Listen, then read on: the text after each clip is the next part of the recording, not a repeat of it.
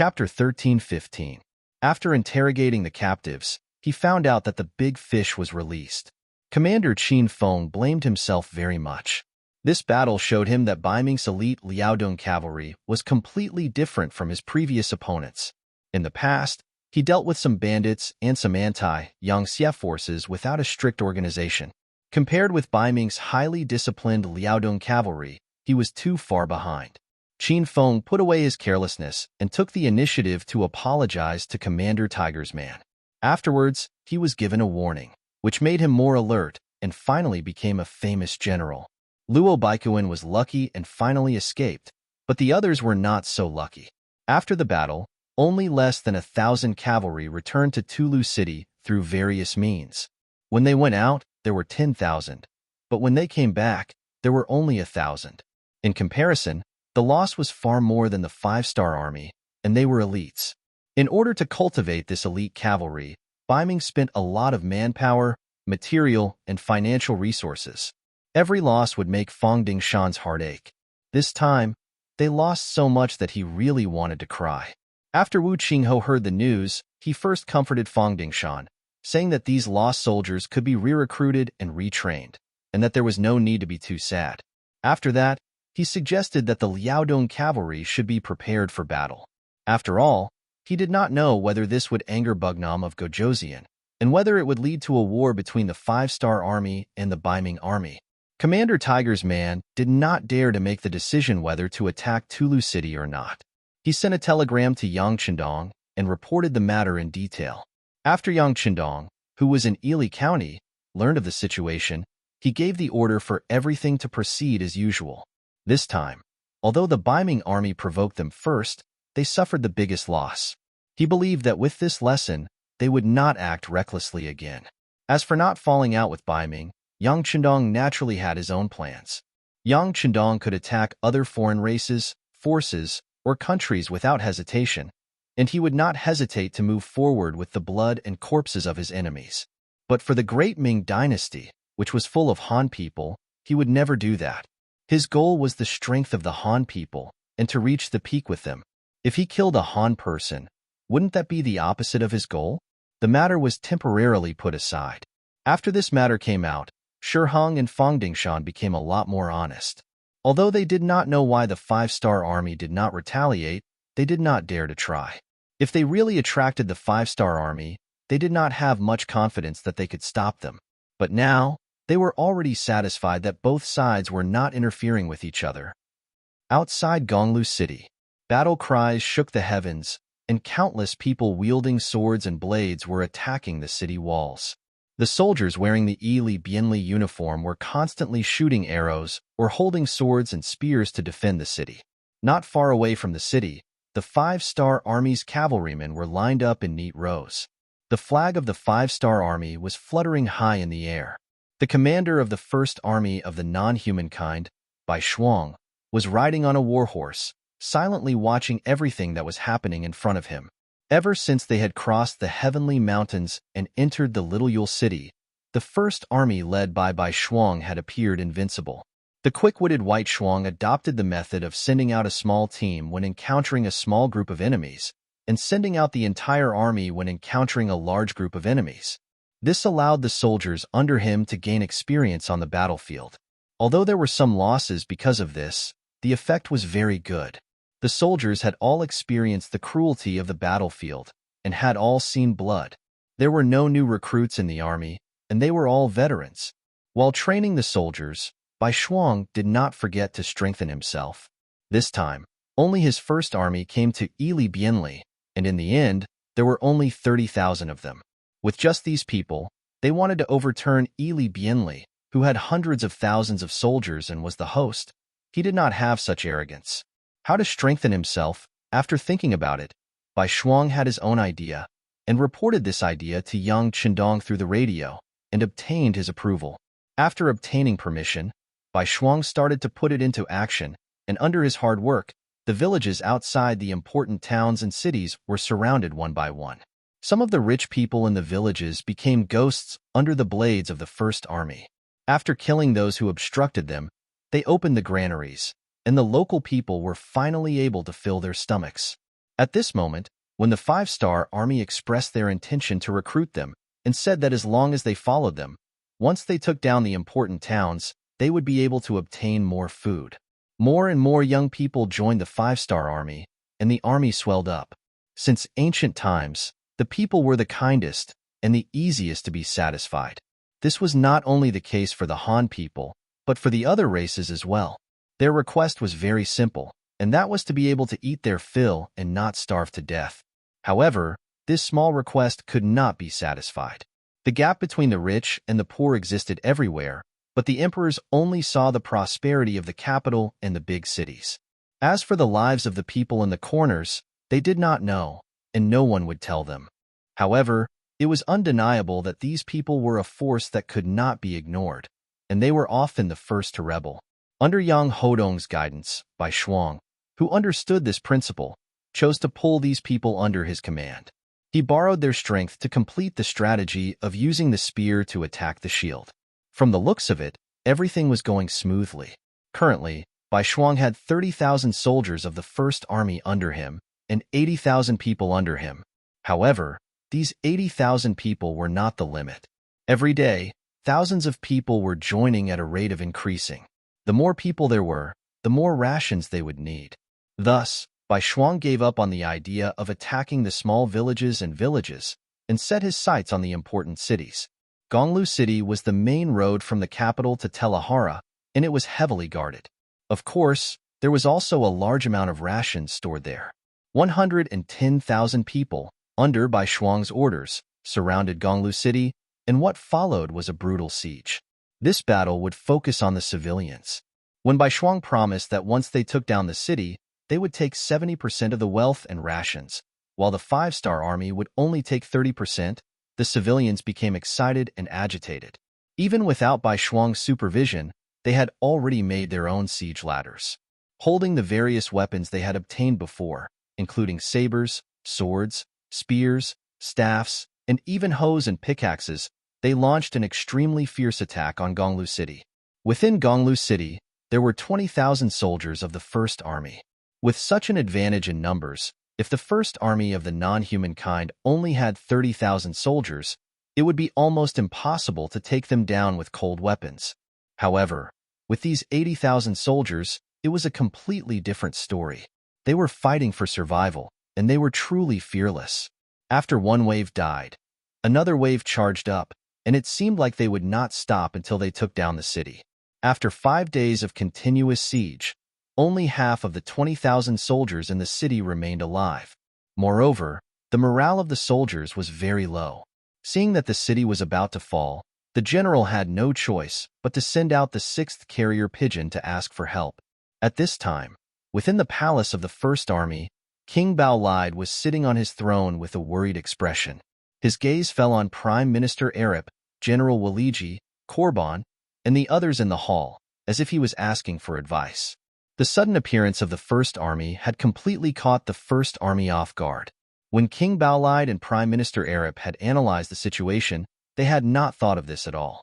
They believed that while the five-star army was powerful, their lack of manpower was a fatal flaw. It was impossible for them to pose any threat to the First Army. With Heavenly Mountain, even if the five-star army came, they would not be able to send too many people. After all, once there were too many people, food would become a huge hindrance.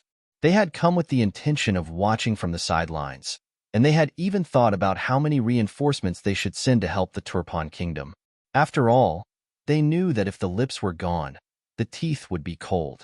Who would have thought that the five-star army would appear right in front of them, and no one could stop them? They had arrived at Gonglu City just like that. Gonglu City was only a little over 200 li away from Ili City. Once that place was breached, Ili City would be in grave danger. It could be said that their foundation had been shaken. Under King Bao Lide's gaze, Arip finally spoke. "We have to save them, but the problem is how to save them and how many soldiers to send out." This meant that Arip was also hesitant. How many people should they send to save them? Should they send their main force to fight the five-star army? Or should they send out a small number of soldiers to save Gonglu City from being surrounded? The reason why Arip was so troubled was because the people attacking the city were the citizens of the First Army. Even if they killed them, it would not do any harm to the five-star army. On the contrary, they would have to bear the bad reputation of killing the citizens.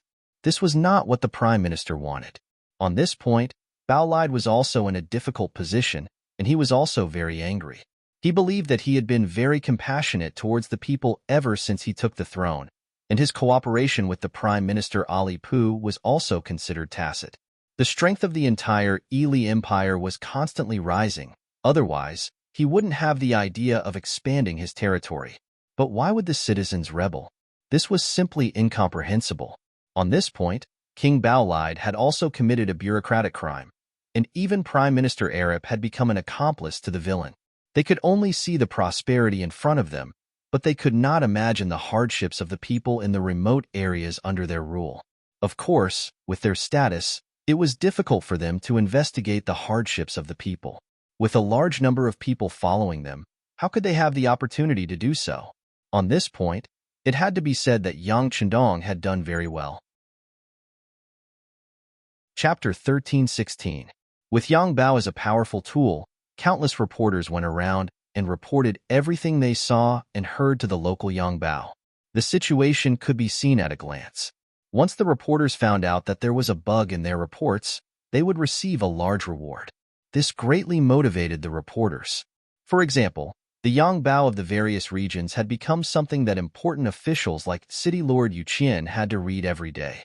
Even Yang Chendong would read the different Yang Bao when he was free, to understand the situation under his rule.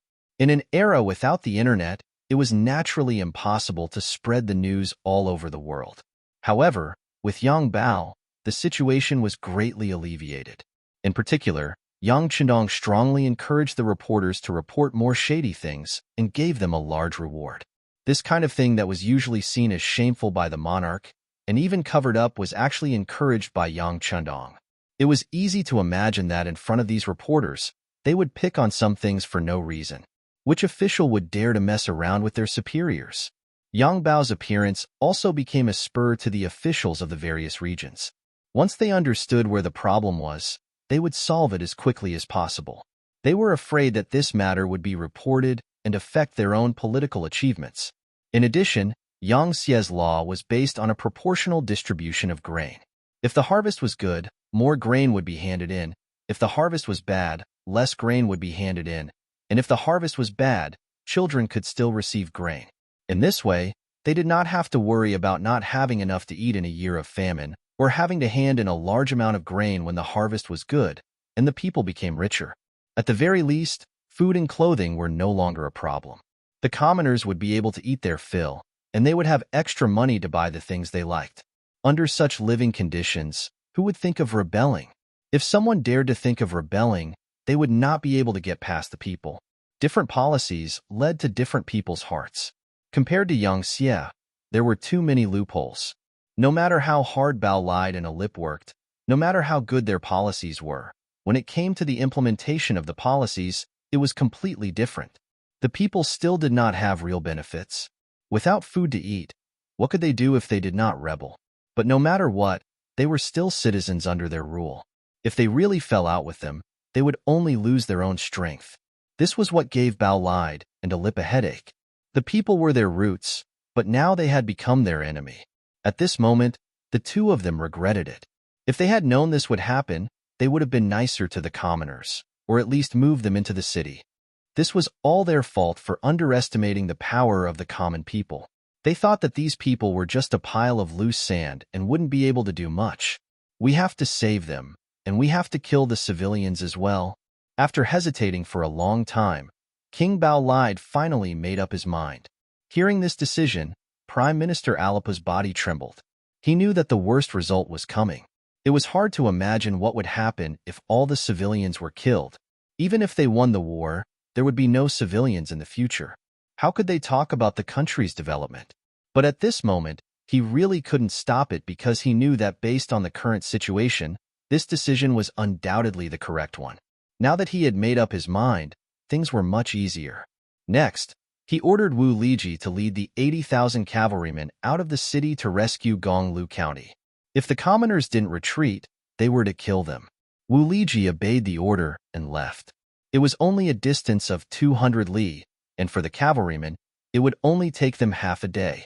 As soon as their vanguard army left the inner city, the scouts of the First Army of the non-human kind discovered them and quickly sent the news back. Military commander? 80,000 cavalrymen. I'm afraid we won't be able to defeat them. In the temporary military tent, the 301st Regiment's commander, Tu Hai, said with a face full of worry. During this period of time, Bai Shuang had used his own methods to convince Tu Hai and the others, allowing them to fully realize that other than being a little younger, this commander in front of them was indeed outstanding in terms of personal ability. If they had to compare, he was much stronger than Commander Su Kuda. Not only Tu Hai, but the other 3 division commanders also looked at Bai Shuang. They wanted to see how this military commander would deal with this situation. That's right, we won't be able to defeat them, Bai Shuang said with a relaxed face, not blushing in the slightest. He only had 30,000 men, while the enemy had 80,000 cavalrymen. Furthermore, they were fighting on their home ground. Whether it was the logistics or the replenishment of their troops, they were not something he could compare to.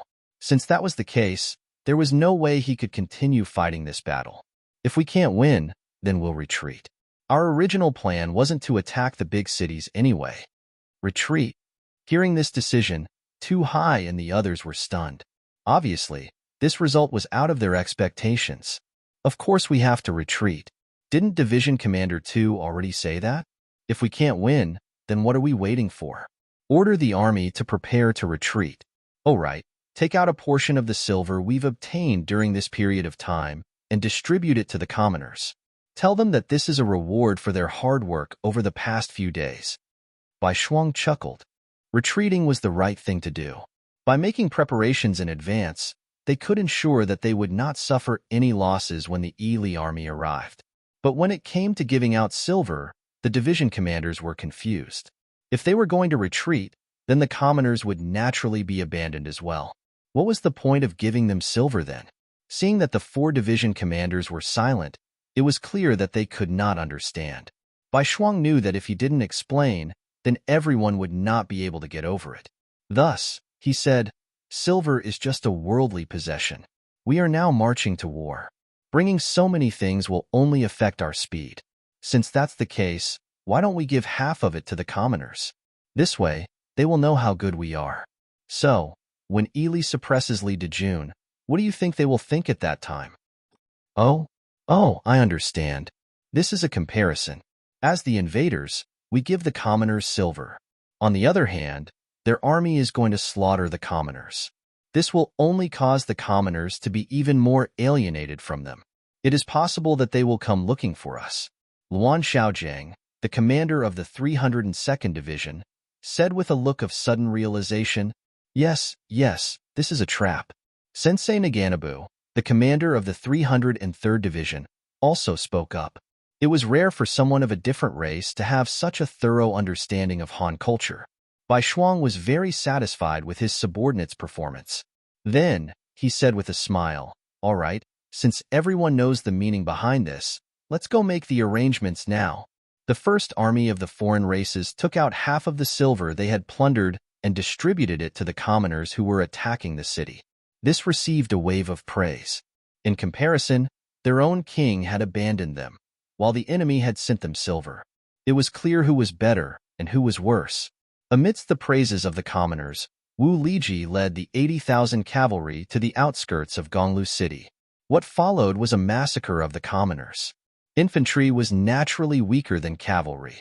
In addition, their weapons were not as good as the enemy's, and there was no effective organization. Very quickly, the commoners were forced to retreat. Blood flowed like a river outside the city, and more than 20,000 commoner corpses were left behind.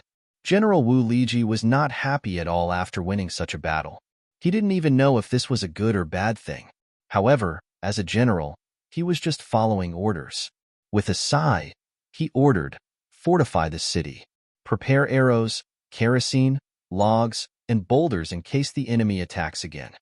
Just as Wu Liji was reorganizing the defenses of Gonglu City, a piece of news spread through the entire inner country.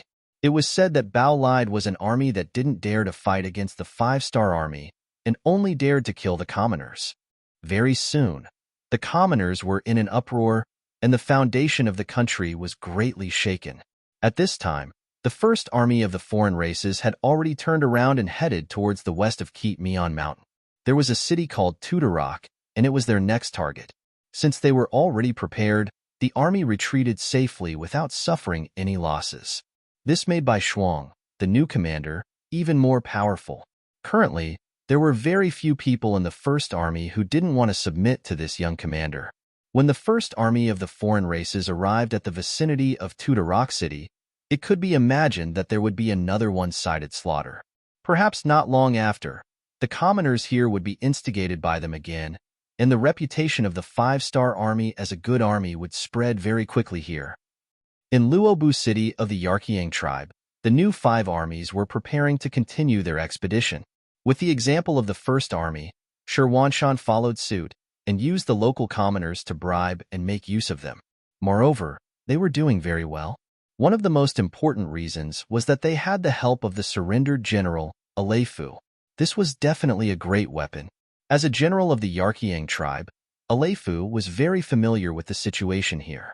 After Shi Wanshan and Ning Wenfeng had a discussion, they put Aleifu in an important position and allowed him to establish an army. With the support of the new 5 armies, a puppet army was quickly established, and its members were constantly expanding. This time, they were able to successfully take down Luobu City, and this puppet army played a very important role in it. After taking down the city, they opened the granary, and all the puppet army, including their families, were able to eat and save a lot of food. Suddenly receiving so many benefits out of nowhere, it was natural for a person's mentality to change easily. Compared to working hard for many years and still having to live a poor life, now that they could have enough to eat and wear, this also aroused the greed in the hearts of many people. The number of the puppet army increased, and in just a few days, it surpassed the number of the new 5 armies, reaching a huge number of 40,000. Chapter 13-17. Araf regained control of the military power. These were all given to him by the 5-star army. This made him very excited, and at the same time, he felt even more loyal. With his full cooperation and the people wanting to get better benefits, the new 5-star army led them all the way south and went straight to the next target, Chitai City. It could be imagined that it wouldn't take long for the entire Yarkiang tribe to fall into chaos under the suppression of the 2 armies. Perhaps at that time, the 5-star army's main force would be able to solve all the problems here. Compared to the results and victories of the First Army and the new 5-star army, Yang Qindong's main force of the 5-star army had just taken down the Iron Gate Pass and was confronting the Aries dynasty from afar.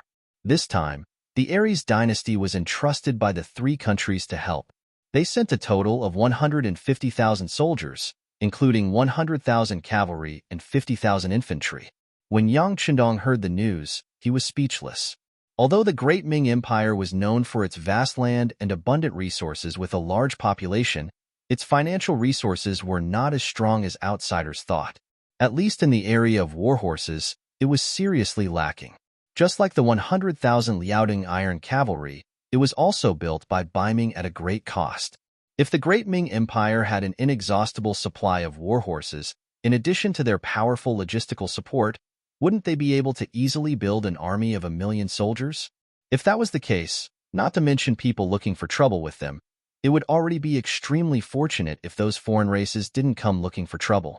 Just from this point alone, it could be seen how important warhorses were to a country. This time, the Aries dynasty sent 100,000 cavalry.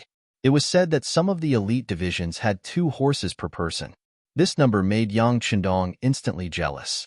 Today, Yang Xie was very powerful. Whether it was territory, population, or wealth, it could definitely make any forces and countries look up to it. But in the area of warhorses, it was still seriously lacking. This naturally had a lot to do with the continuous increase in the number of soldiers of the 5-star army, but didn't it mean that the foundation of the 5-star army was still too weak? Now that there were more than 100,000 warhorses in front of him, it would be strange if Yang Qindong wasn't tempted. Just as he was thinking about how to deal with the Aries dynasty's army, he received a telegram from Tiger's Mane.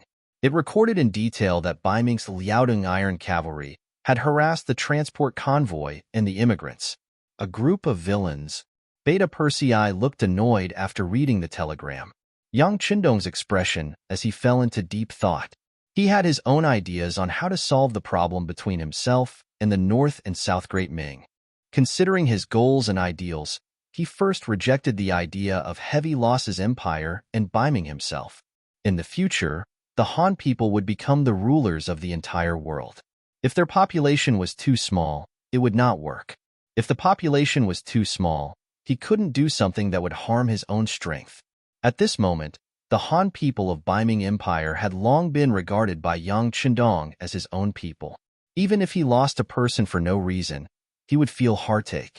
It was a pity that very few people would be able to understand his way of thinking. Perhaps in the eyes of many people in the Great Ming Dynasty, especially those from the imperial family and the so-called well-read people who wanted to gain benefits, he was an anomaly. He was someone who wanted to usurp the throne. How difficult would it be to make these people surrender to him without shedding a drop of blood on their swords? The revolution had not succeeded yet. Comrade, you still need to work hard. For his great ideals, Yang Qindong would not retreat even if he knew that there was a bottomless abyss in front of him. He firmly believed that as long as he did something, there was a possibility of success. And he was now on the path to success. Since you took the initiative to provoke us, you must pay the price. Send a telegram to Tiger's Mane and tell him to act like an army attacking the city and force Shi Hong to hand over the people. Tell them to hand over 1 million Han people. Otherwise, we will break through Tulu City and kill our way to Biming's capital. Send a telegram to Yang Si and have his logistics division fully cooperate. Yang Qindong said firmly. 1 million. Hearing this request, Beta Persei took a deep breath and said worriedly, I'm afraid they won't agree to this request, right? They definitely will. Yang Qindong's lips curled into a smile.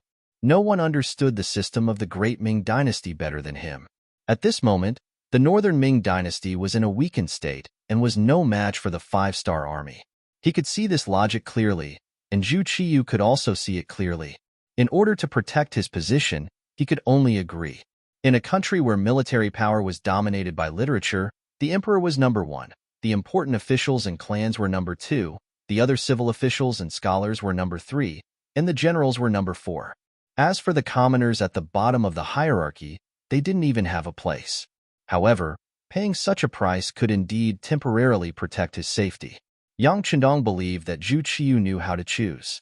And even if he didn't want to choose, others would help him make the choice. Yang Qindong's face was full of confidence. He wanted to use this method to nibble away at Biming's strength. It was like boiling a frog in warm water. One day, when the other party reacted, they would realize that they had no commoners to use, no army to send, and no people to recruit. At that time, it would be time to seize the fruits of victory without shedding a drop of blood. There was another important factor that prompted Yang Qindong to make this decision. As Qiqian City continued to grow, as Yangtze's territory continued to expand, as the 5-star army's military strength increased, the Han people that he could use were insufficient. Just like in some of the secret factories in Qiqian City, as electricity was popularized and used, production lines were built one after another with the help of the technological books he took out. New factories also sprouted up like bamboo shoots after a rain, and all of them began to lack manpower. This forced Yang Qindong to think of other ways. In his opinion, it wasn't a big deal for some knowledge to be learned by the Han people. Even if he grew old one day and his descendants didn't live up to expectations, the ones who grasped this knowledge and power would definitely be the Han people.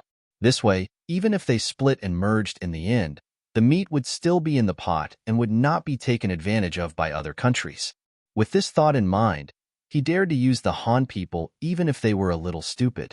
Using this opportunity to bring in 1 million people, it should be able to greatly alleviate the development of Qiqian City. With Yang Qindong's confident tone, Beta Persei naturally wouldn't doubt it. After agreeing, he went to the telegraph room. Yang Qindong's gaze once again landed on the sand table in front of him. After a while, his magnetic voice sounded out, Men, inform the 4th Regiment Commander Ling Daqiang to make a trip here. With a gold star on his shoulder, Ling Daqiang quickly appeared in front of Yang Qindong. As the Cold Vanguard Division, Yang Qindong favored him the most and invested the most in Firearms Division. At the beginning of the year, All of them were promoted from senior colonel to major general. This also represented the promotion of their status and importance in the military. Sixth young master, Ling Daqiang, is here to report. Ling Daqiang gave a standard military salute and stood on the spot with his chest puffed out. Very good. Yang Chendong, who was born in the military, looked at Ling Daqiang with satisfaction, then waved his hand, and the two of them came to the sand table. Yang Chendong pointed at the Changdo slope in front of the Iron Gate and said, "See here, a total of 150,000 Aries dynasty troops, 100,000 cavalry and 50,000 infantry. How about it? Do you have the confidence to give them a good fight?" Division Commander Ling Daqiang only had a little more than 8,000 people. It was impossible for Ling Daqiang to not be afraid of dealing with an army of 150,000 people. But since it was Yang Chendong's request, Ling Daqiang didn't hesitate and said, "Sixth young master, please give the order. I promise to complete the mission." Very good. What Yang Chendong wanted was this undiscounted attitude. Of course, he also knew that it was impossible to make all the enemies stay, so he just said to give the enemy a good fight. As for how to do it, he already had a plan in mind. Division Commander Ling, let the troops prepare. In 2 days, the individual rocket launchers and 20,000 grenades will be sent by the logistics department. After that, the armed forces will be ready to launch an attack in 3 days. Any questions? This was where Yang Chendong's confidence came from. After years of hard work, the rocket launcher lathe was finally successfully developed and started operating before the end of the year. Although it was far from being comparable to the ones in the future, one lathe could already produce 200 shells a day. With a total of 2 lathes, it was equivalent to producing 400 shells a day. This time, they had transported 5,000 shells at once, which was enough to deal with the current situation. As for the wooden grenades, they didn't require much technology. As long as the ratio of gunpowder was right, it was easy to install. This time, 20,000 pills were shipped over as well. They would continue to appear in an endless stream to ensure that the 5-star army would be able to provide powerful firepower support. This was the experience that Yang Chendong summarized from the Battle of Botiangang. Facing a small group of cavalry, the use of firearms was very limited. It wasn't impossible to use them, but it was too wasteful and not worth it. But facing the enemy's army, there wasn't much of a problem. Yang Chendong had already decided that in the future, whenever he encountered a large number of enemies, he would use firearms. This way, not only would he be able to seize territory faster, he would also be able to reduce his casualties. Compared to the cost of weapon materials, he would be able to save a lot of money on compensation for the soldiers. So why not? Originally, Ling Daqiang didn't have much confidence, but the order was given by Yang Chendong, so even if he couldn't do it, he still had to do it. Now that he heard that there were rocket launchers and grenades as support, he was naturally full of confidence. When he faced Yang Chendong again, his voice was a bit louder as he replied, "I promise to complete the mission." Chapter 13-18. Under Yang Chendong's orders, the 4th Division was ready for battle. The other armies, divisions, and regiments also received different missions. They were just waiting for the cannon to sound and the enemy to fall into chaos. In comparison, the 150,000-strong Aries dynasty army was still dreaming. Due to its geographical location, the Aries dynasty's people were valiant, especially their cavalry. After all, the influence of the grassland cavalry was still there, and it was not at its weakest yet. While their military was strong, their economic strength was too weak. As nomads, other than herding, they robbed. As for production and construction, they were still in the embryonic stage. Strictly speaking, they had just gained consciousness and had not done anything yet. It was because of this that they needed to rob to get what they needed. Just like food, they had been relying on robbing to survive. Now, they could finally change their method, which was to demand. Since they had sent troops to help Ili Bali and Yirkiang previously, they had also included the Turpan kingdom. The benefits were a must.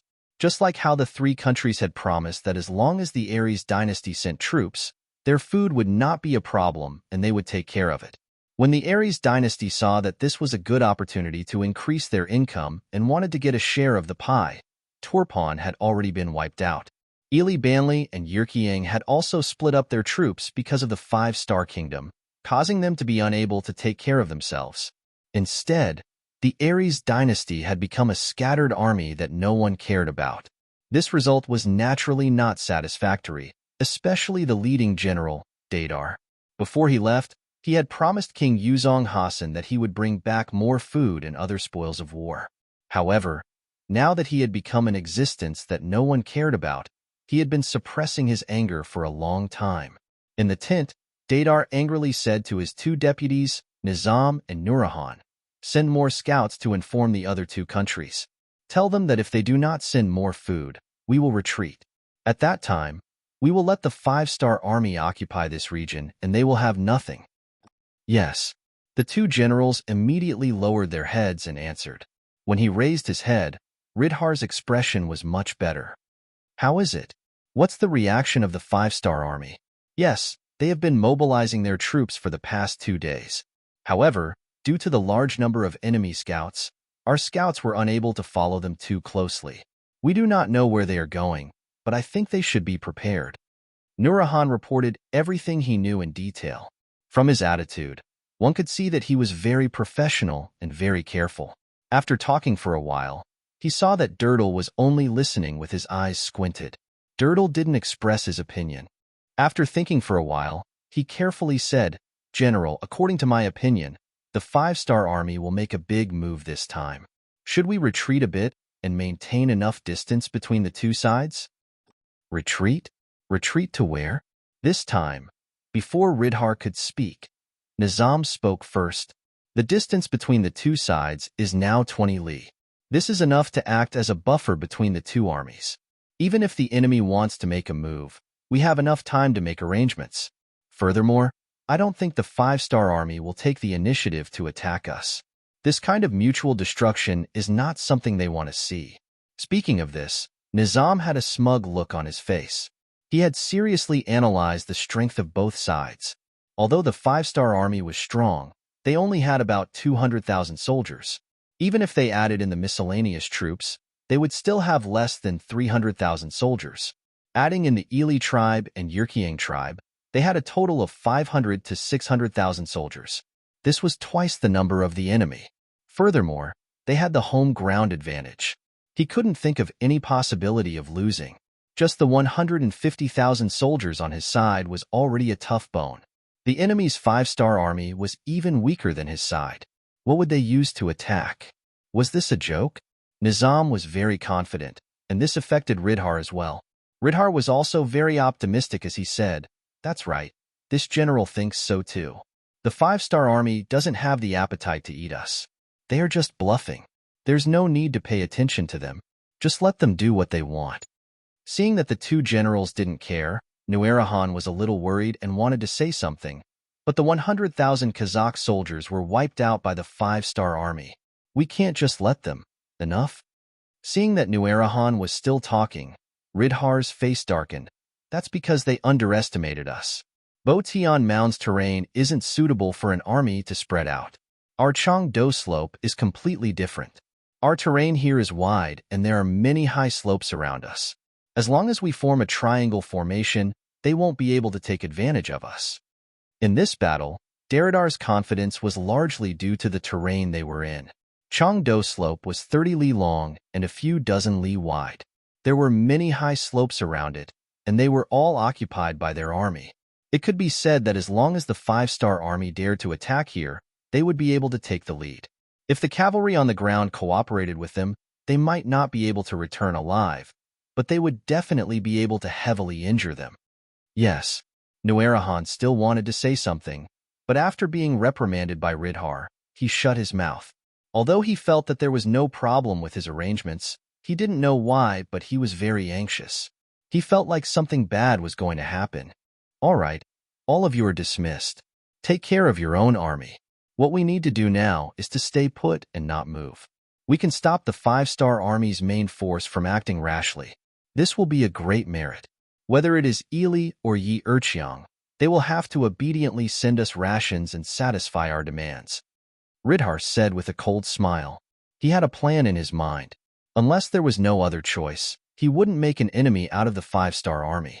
He would just wait here and continue to collect rations from the two countries. He would then send them back to his own country to solve the problem of food for the Aries dynasty.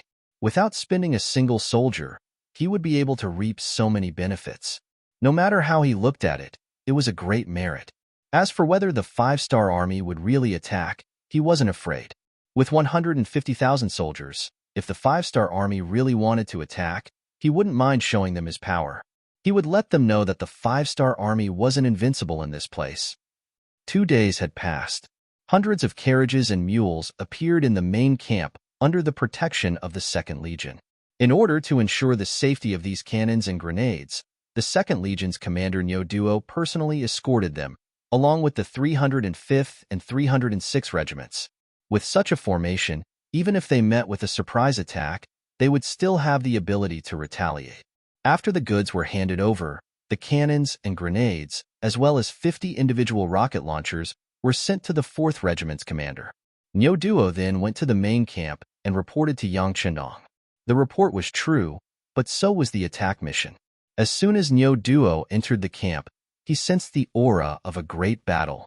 Bai Shuangjing, who was also a commander of the alien army, led the first army of the alien race to cause a ruckus, as if Sun Wukong had entered Princess Iron Fan's stomach. Nyoduo's 2nd army could only be responsible for the protection of logistics. The huge difference made him feel very unfair. Bai Shuang was Yang Chendong's student. This was something that Nyoduo could not compare to. Therefore, he usually endured it and did not say anything.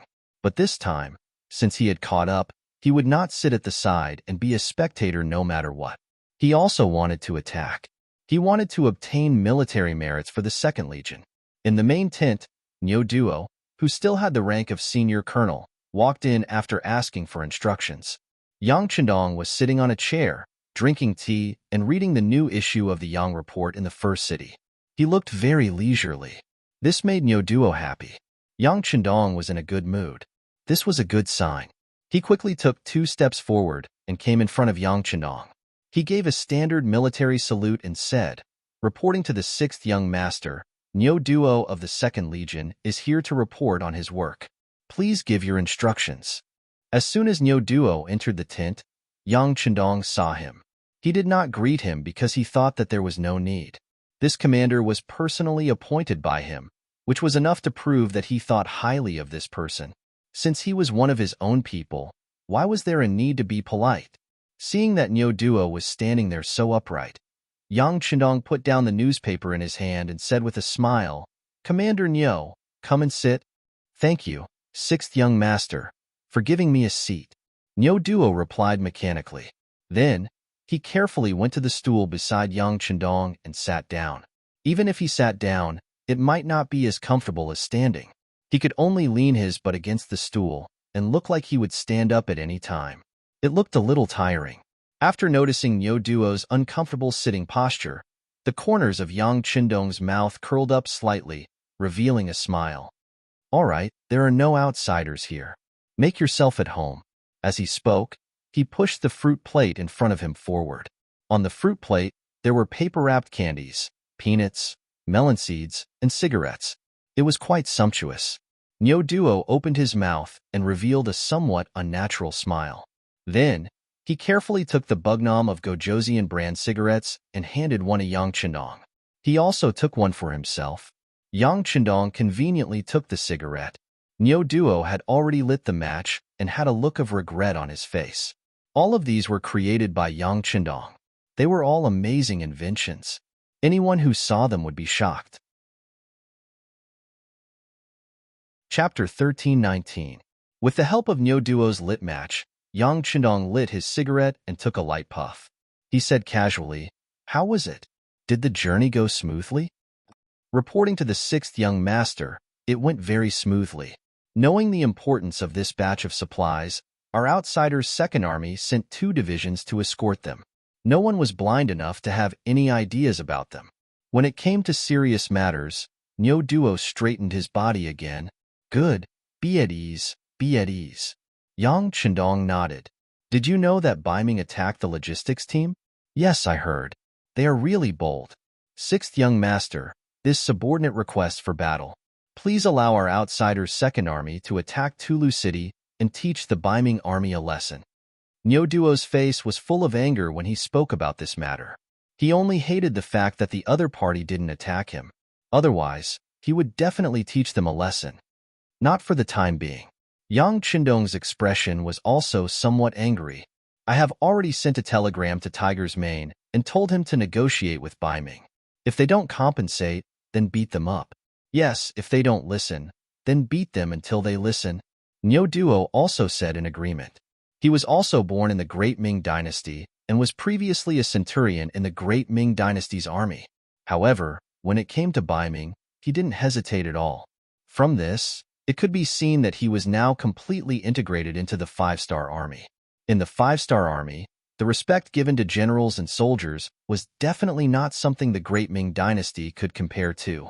In the Great Ming Dynasty, where the emperor and the scholar officials ruled the world together, using literature to suppress military force was the mainstream. Martial artists were also seen as brute men who only knew how to be brave and had no social status at all. Unlike in Yangxia, whether it was a general or a soldier, everyone was respected. As long as you had the ability, you would be given a platform to display your skills. There would not be any unfair treatment. This was also the reason why Yangxia was able to attract so many talents to come here.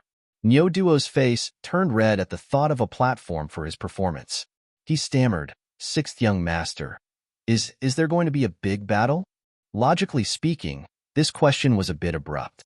This was already a military secret. If Yang Qindong was not willing to talk about it, no one could pry into it. However, Duo was the commander of an army after all. He was also someone that Yang Qindong trusted and thought highly of. Moreover, this was a private occasion, so it was not a nuisance to ask. "Yes, we are going to attack the Aries dynasty's army."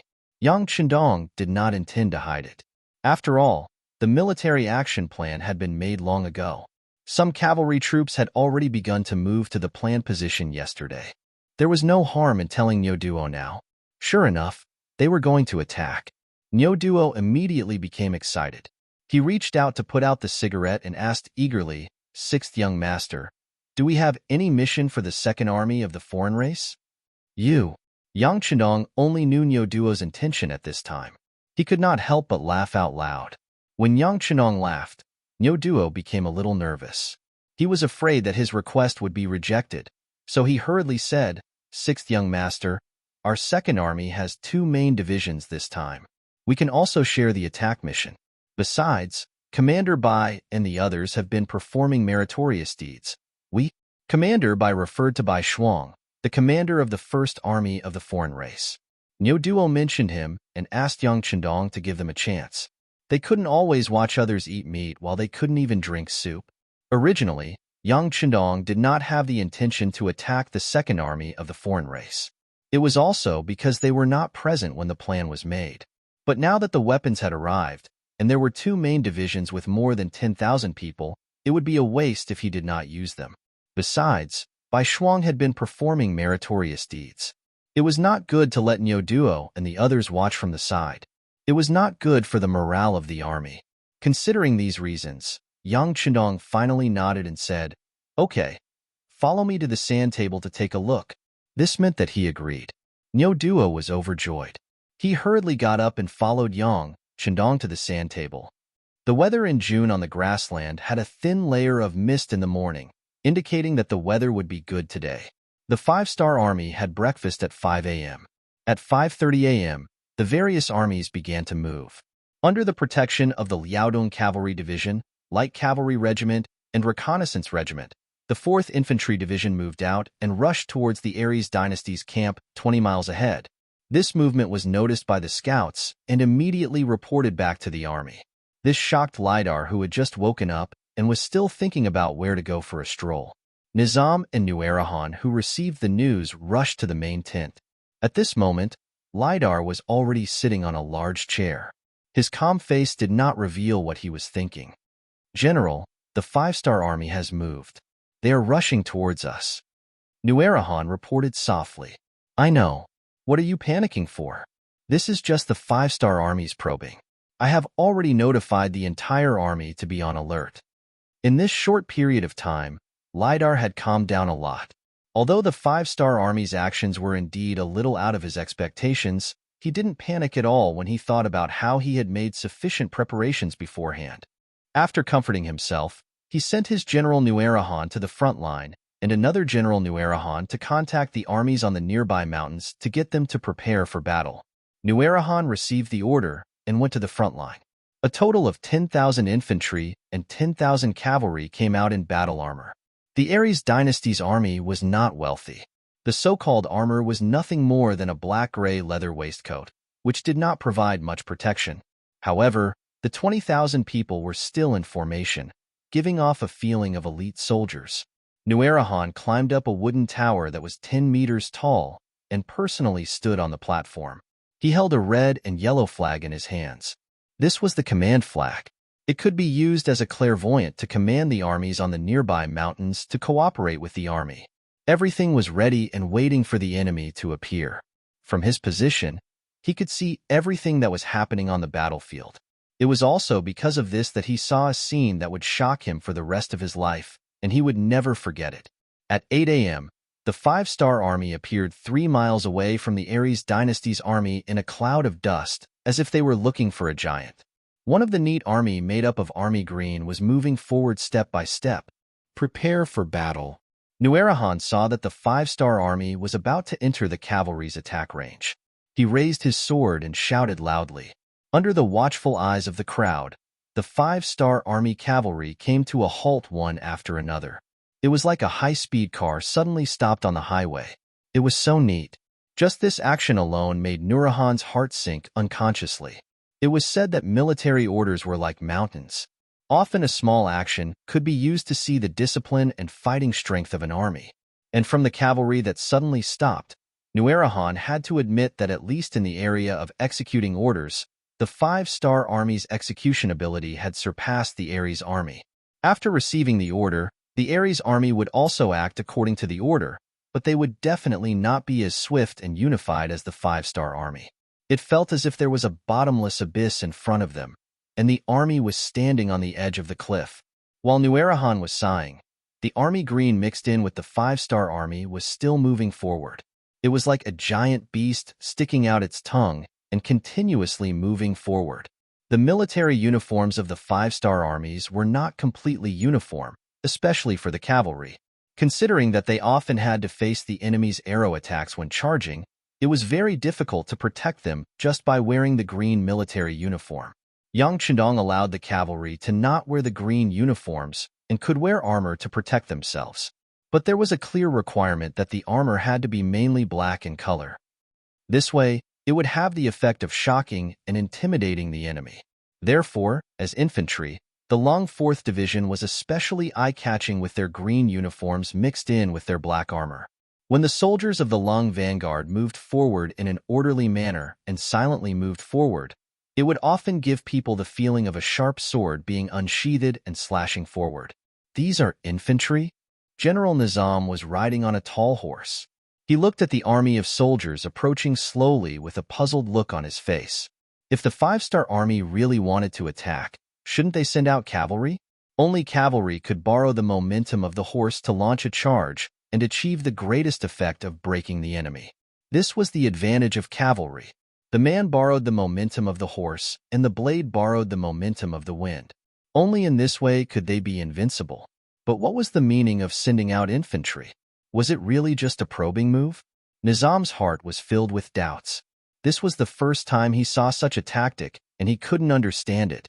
He raised his head to look at the high platform and wanted to see what Nuerahan would say. At this moment, Nuerahan also had a confused expression. How could this not be the first time he saw such a tactic? Usually, when two armies fought, no matter which side had cavalry, they would immediately launch an attack to ensure that the cavalry had the greatest advantage. Only those who were weak and didn't have cavalry would be forced to send out infantry to fight the cavalry. Usually, doing so would require them to pay a huge price. This was the most simple logic. It was like 1 + 1 = 2. Nuerahan didn't believe that the five-star army didn't understand this. If this was the case, they wouldn't have destroyed the Turpan kingdom. They wouldn't be invincible here. The more he understood this logic, the more confused he was about the 5-star army's cavalry stopping and the infantry advancing. Nurahan decided to wait. Firstly, he wanted to see what tricks the 5-star army was going to play. Secondly, he wanted to wait until they were at the most suitable distance to inform the cavalry to attack. Then, they would charge into the infantry and obtain victory first. Chapter 13:20. Nizam decided to wait and see, as Nurahan did not give any orders.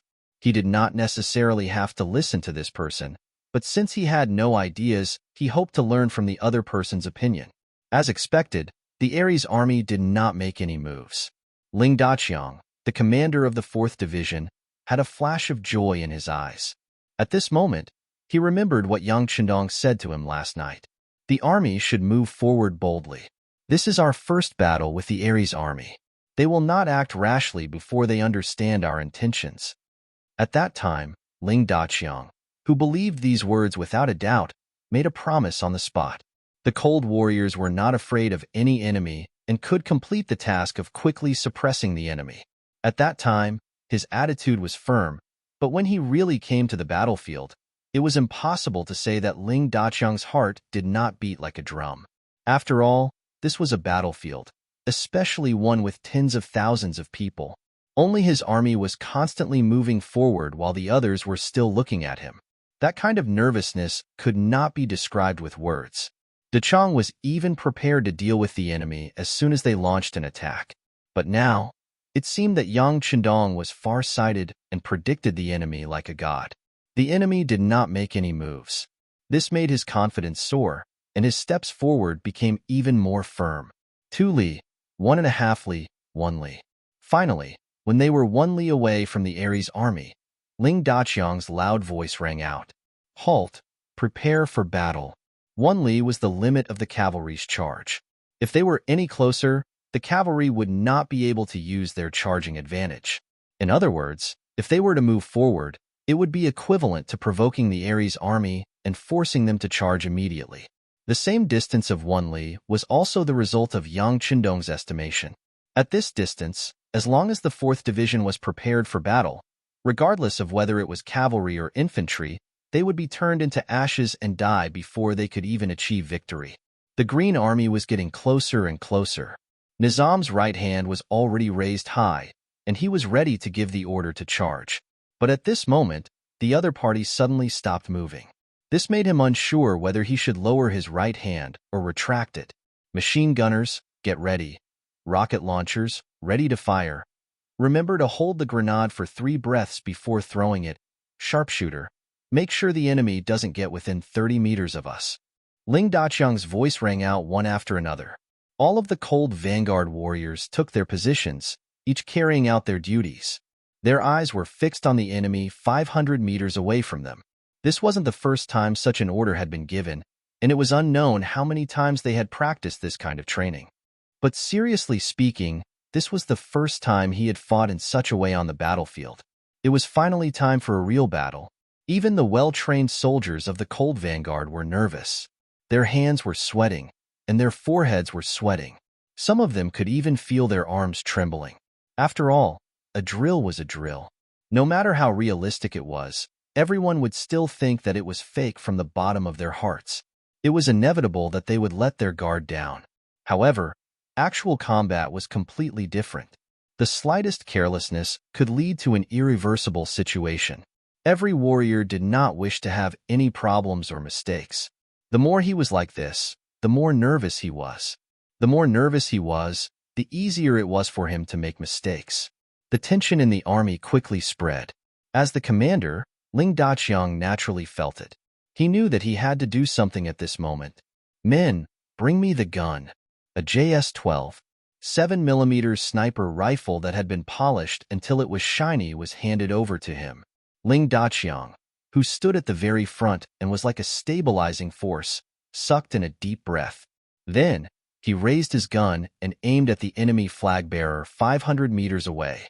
He originally thought that the enemy would charge after he stopped moving. However, it seemed that the enemy was frightened, or perhaps they wanted to see him continue his performance. Ling Daqiang had no choice but to take the initiative. He wanted to fire the first shot. He wanted to use the sound of the gunshot to dispel the nervousness of the cold vanguard warriors. He wanted to use the gun to announce that the cold vanguard warriors would always be the strongest elite of the 5-star army. Following the 4th Master Lu's sudden stop, the earth seemed to have stopped moving. The 5-star army did not move. They were waiting for Ling Daqiang's shot to start the battle. The Ares army did not move. They wanted to continue watching what the 5-star army was going to do. At a distance of 1 li, they were confident that a cavalry charge would be able to wipe out the thousands of infantrymen of the 5-star army. The wind also seemed to have stopped at this moment. It seemed to have sensed something, or perhaps it was anticipating something. The only one who moved was Ling Daqiang. He raised his gun and controlled the speed of his heartbeat to gradually maintain a stable state. Then, he took a deep breath, exhaled, and breathed again. When his body had adjusted to the calm state, his right index finger slowly approached the trigger and moved it bit by bit. When he touched the trigger lightly and reached the state of being one with the world, the gunshot rang out. Bang! The bullet flew out of the barrel and pierced through the air. It was like an arrow leaving the bow as it shot towards the Ares army's flag bearer. The 12.7mm sniper rifle, known as the best sniper rifle in Asia in the future, could penetrate 15mm thick alloy steel plates at a distance of 1,000 meters. After a slight tremble, the flag bearer on the opposite side reacted accordingly. The warhorse trembled violently for a moment before its body swayed and fell with a plop. Good. With a single shot, the flag bearer's head exploded from 500 meters away. This shot caused the cold vanguard soldiers standing behind him to cheer loudly. Good gun. Ling Daqiang was also secretly happy. This 12.7mm sniper rifle was taken from Yang Chundong yesterday afternoon. The current Crimson City's arsenal was far from being able to produce such a sharp gun. Naturally, this was taken from the warehouse by Yang Chundong. He also took out 100 sniper bullets and gave them to Ling Daqiang. Yesterday afternoon, Ling Daqiang fired 50 shots and finally familiarized himself with the gun's functions. Now that it was used, he was amazed. Killing someone 500 meters away was as easy as taking something out of his pocket. Compared to the 95 style, which had a maximum killing range of 400 meters, it was naturally much better. What a pity. This gun will have to be returned after today's battle. Ling Daqiang thought it was a pity. Then, he focused on aiming at the next target. It was a Ares cavalry soldier who was wearing armor and was obviously not a leader. After a loud explosion, the flag bearer died. This scene shocked all the soldiers of the Ares army. In their eyes, the strongest weapon in the world was a strong bow. A good bow with great strength could take a person's life from 150 meters away. This person was a godly archer. Even in the Ares dynasty, there were only a few people who could do this. But what did they just see? A distance of 500 meters had been directly killed by the other party. There was no hesitation at all. This scene was completely beyond everyone's understanding. This was something that was impossible and impossible to accomplish. Now, it was clearly displayed in front of everyone's eyes. If they did not see it with their own eyes, no one would dare to believe it was real. Bang! Another gunshot rang out, and another centurion was shot dead. However, this shot was slightly off. It hit the shoulder, but it still shattered the shoulder blade. The centurion fell from the horse and was about to die from excessive blood loss. Bang, bang, bang. Daqiang gradually got used to the 12.7mm sniper rifle's performance and also liked this method of killing. He kept pulling the trigger, and one after another fell from the horse, becoming a ghost under the gun. In the short span of a dozen breaths, a flag bearer, 5 centurions, and a chiliarch had been killed on their horses. This also allowed Nizam, who was leading the team, to regain his senses. He immediately shouted, "Charge! Cavalry charge in front! Infantry follow behind! Kill all the enemies!" They had no choice but to charge. Who knew if they would be the next to die if this continued? Nizam's shout was an order. The cavalry of the Ares dynasty, who were still silent under the gunfire, quickly responded. One after another, the cavalry began to gallop and rush towards Nizam. Phew! Daqiang finally put down the 12.7mm sniper rifle in his hand. Daqiang's face was filled with excitement. He turned around and looked at 1st Regiment leader Gao Xiang, 2nd Regiment leader He Wan, and 3rd Regiment leader Lu Zheng. Follow the plan. Yes. The 3 regimental leaders quickly saluted and ran to their respective command posts. A distance of 500 meters could be covered in less than a minute for the cavalry. This was the time when the 4th Regiment was preparing. Gunners, fire. After the 1st Regiment commander gave the order, concentrated gunshots started to ring out. It was as if a whirlwind had blown past and swept forward. Dozens of light machine guns and several heavy machine guns all opened fire. It was like hundreds of firecrackers were lit. The sound quickly rang out. In exchange, the charging cavalry fell one after another. The Aries dynasty cavalry were either shot or their horses were shot. However, no matter what method, the result would not change. One after another, the cavalry was killed on their horses. One after another, the cavalry fell on the charging path. Under the inertia, there were still more Aries dynasty cavalry attacking. At this time, it was no longer a question of whether they wanted to charge or not. They simply could not stop. Rocket launchers ready, fire. Grenades ready, throw. Chapter 1321. The commander of the 2nd Regiment, He Wan, shouted loudly. The rocket soldiers and grenade launchers under him launched their own attacks. For a moment, thunderous sounds resounded on the battlefield. Amidst the explosions, groups of Aries cavalrymen were blasted far away or torn into pieces. The battlefield was filled with smoke and the smell of flesh and blood. The commander of the 3rd Regiment was in charge of all the individual soldiers with guns. Not long after the 1st and 2nd Regiment commanders gave their orders, his voice also resounded on the battlefield. Open fire, no one is allowed to come within 20 meters of us. Attack. Dense gunshots rang out once again as thousands of soldiers opened fire in unison. Bullets filled the battlefield, forming a huge net, making it impossible for anyone to hide. There was nowhere to hide. Amidst the explosions, the Aries cavalrymen were engulfed in a sea of fire and explosions. The war horses neighed and were completely out of control. They either threw the cavalrymen on their backs to the ground or led the cavalrymen to charge into the crowd of infantrymen beside them. Countless collisions sounded. Every collision would cause one or more Aries cavalrymen to be injured or killed. Amidst the gunshots, the Aries cavalrymen's morale was also severely damaged. In order to survive, no one thought of attacking. However, even if they wanted to escape, they had no direction. They were like headless flies, running in all directions.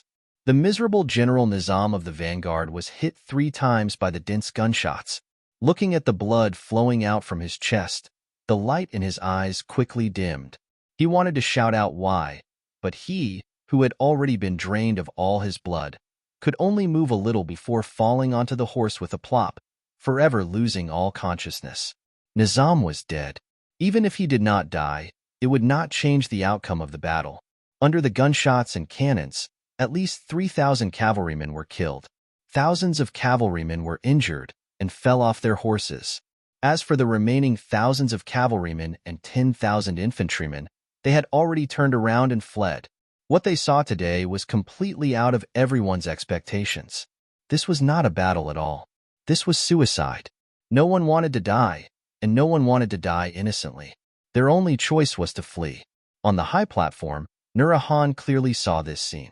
He even saw the scene where Nizam was killed by a spear. At this moment, his entire body was drenched in cold sweat. He finally understood why the 5-star army was able to win every battle despite their small numbers. With such powerful firearms, who could fight against them? Shock, astonishment, fear, and fear were no longer enough to express his current thoughts. Now, he just wanted to end this war quickly. If possible, he wanted to return to the Aries dynasty and never be enemies with the 5-star army again. His thoughts were in a mess until the cavalry of the 5-star army launched an attack. Only then did he regain his senses. Then, he waved the red and yellow flag in his hand. He knew that it would take time for the army to retreat. He had to mobilize the army on each mountain and let them charge forward to slow down the enemy's attack. Whether it was a counterattack or a retreat, they had to buy enough time. Within the 5-star army's camp, the cavalry charged forward. With the new army's cavalry as the lead, the cavalry of the Second Army's 2 divisions formed the second echelon and launched the cavalry charge. What happened just now was like a nightmare for the Ares army. But to the 5-star army, it was indeed a victory that roused their morale. This was especially so for the army who didn't know much about firearms. When they saw the might of the 5-star army's firearms, they were filled with pride and excitement. At this moment, the army's morale reached its peak. When the order to charge was given, some of the cavalry's speed even caught up with the new army's first echelon. They couldn't wait to show off their skills on the battlefield. Charge down the mountain and stop the charging speed of the 5-star army's cavalry. The military order was like a mountain. The Ares army on the nearby mountains charged forward. It felt like a fierce tiger coming down from the mountain towards the 5-star army's cavalry from several directions. Boom, boom, boom, boom, boom, boom. The 4th Division commander Yi Xingfeng had been waiting for this moment. He had been prepared to fire from the back. He had already brought the cannoneers to adjust the gauges and waited for the enemy to make a move. Now, it was finally time for them to show their might. The 100mm mortar shells fell like meteors from outer space and landed in the midst of the Ares army that was charging from the foot of the mountain. Every time the cannons fired, a dozen or even more soldiers would die. Under the bombardment, the Ares army that was originally full of vigor was in a mess. Under the powerful bombardment, the Ares army was completely unprepared. They had never seen the power of such a cannon before and were stunned. They couldn't even differentiate north from south as they ran around under the bombardment. But the more they were like this, the greater the number of casualties. They didn't know that under the bombardment, lying down and not moving was the best choice. The old soldiers were afraid of guns, and the new soldiers were afraid of cannons. But to the Ares army, they were all new soldiers. They didn't know how to deal with such an attack and how to avoid the greatest number of casualties. Under the bombardment, the so-called reinforcements became a joke. They couldn't even protect themselves and didn't even know where to run. The Ares army on the mountain was already in a mess. Using this opportunity, the 5-star army's cavalry charged to the back of the Ares army's vanguard. They used the speed of their horses and swung their swords. One by one, the Ares army fell to the ground as they wailed in pain. "It's over. It's all over." Nurahan sat down on the high platform with a plop. From his position, he could see the entire situation. Because of this, he could see the Ares army's situation the clearest. He knew better than anyone else that the Ares army had lost. The army was already in a mess. There was no need to talk about morale. How could an army like this fight? How could they win a battle? Under the bombardment of guns, the situation on the battlefield was already one-sided. The Ares army's morale fell to the bottom. While they were terrified, they didn't have the courage to turn around and fight against the 5-star army. They only wanted to escape, the further the better. It would be best if they didn't let the 5-star army see them. In comparison, the 5-star army's morale was at its peak. They shouted loudly as they galloped on the battlefield on their horses. They chased and killed batch after batch of defeated Ares soldiers. They were having a great time. The vanguard was defeated. 10,000 cavalry and 10,000 infantrymen were killed. One surrendered and one escaped. There were originally 30,000 Ares army soldiers on each mountain. However, under the bombardment of the cannons, they didn't even have the chance to use half of their combat power before they were defeated and escaped. The mountains were filled with deserters. Their weapons were also abandoned everywhere. It was a miserable scene. In the main tent of the Ares army, scouts rushed in one after another and reported the situation of the vanguard 8 miles away. When bad news came one after another, Ridhar's expression changed from the initial calm to anger. Then, his whole body started to tremble and his eyes lost their luster.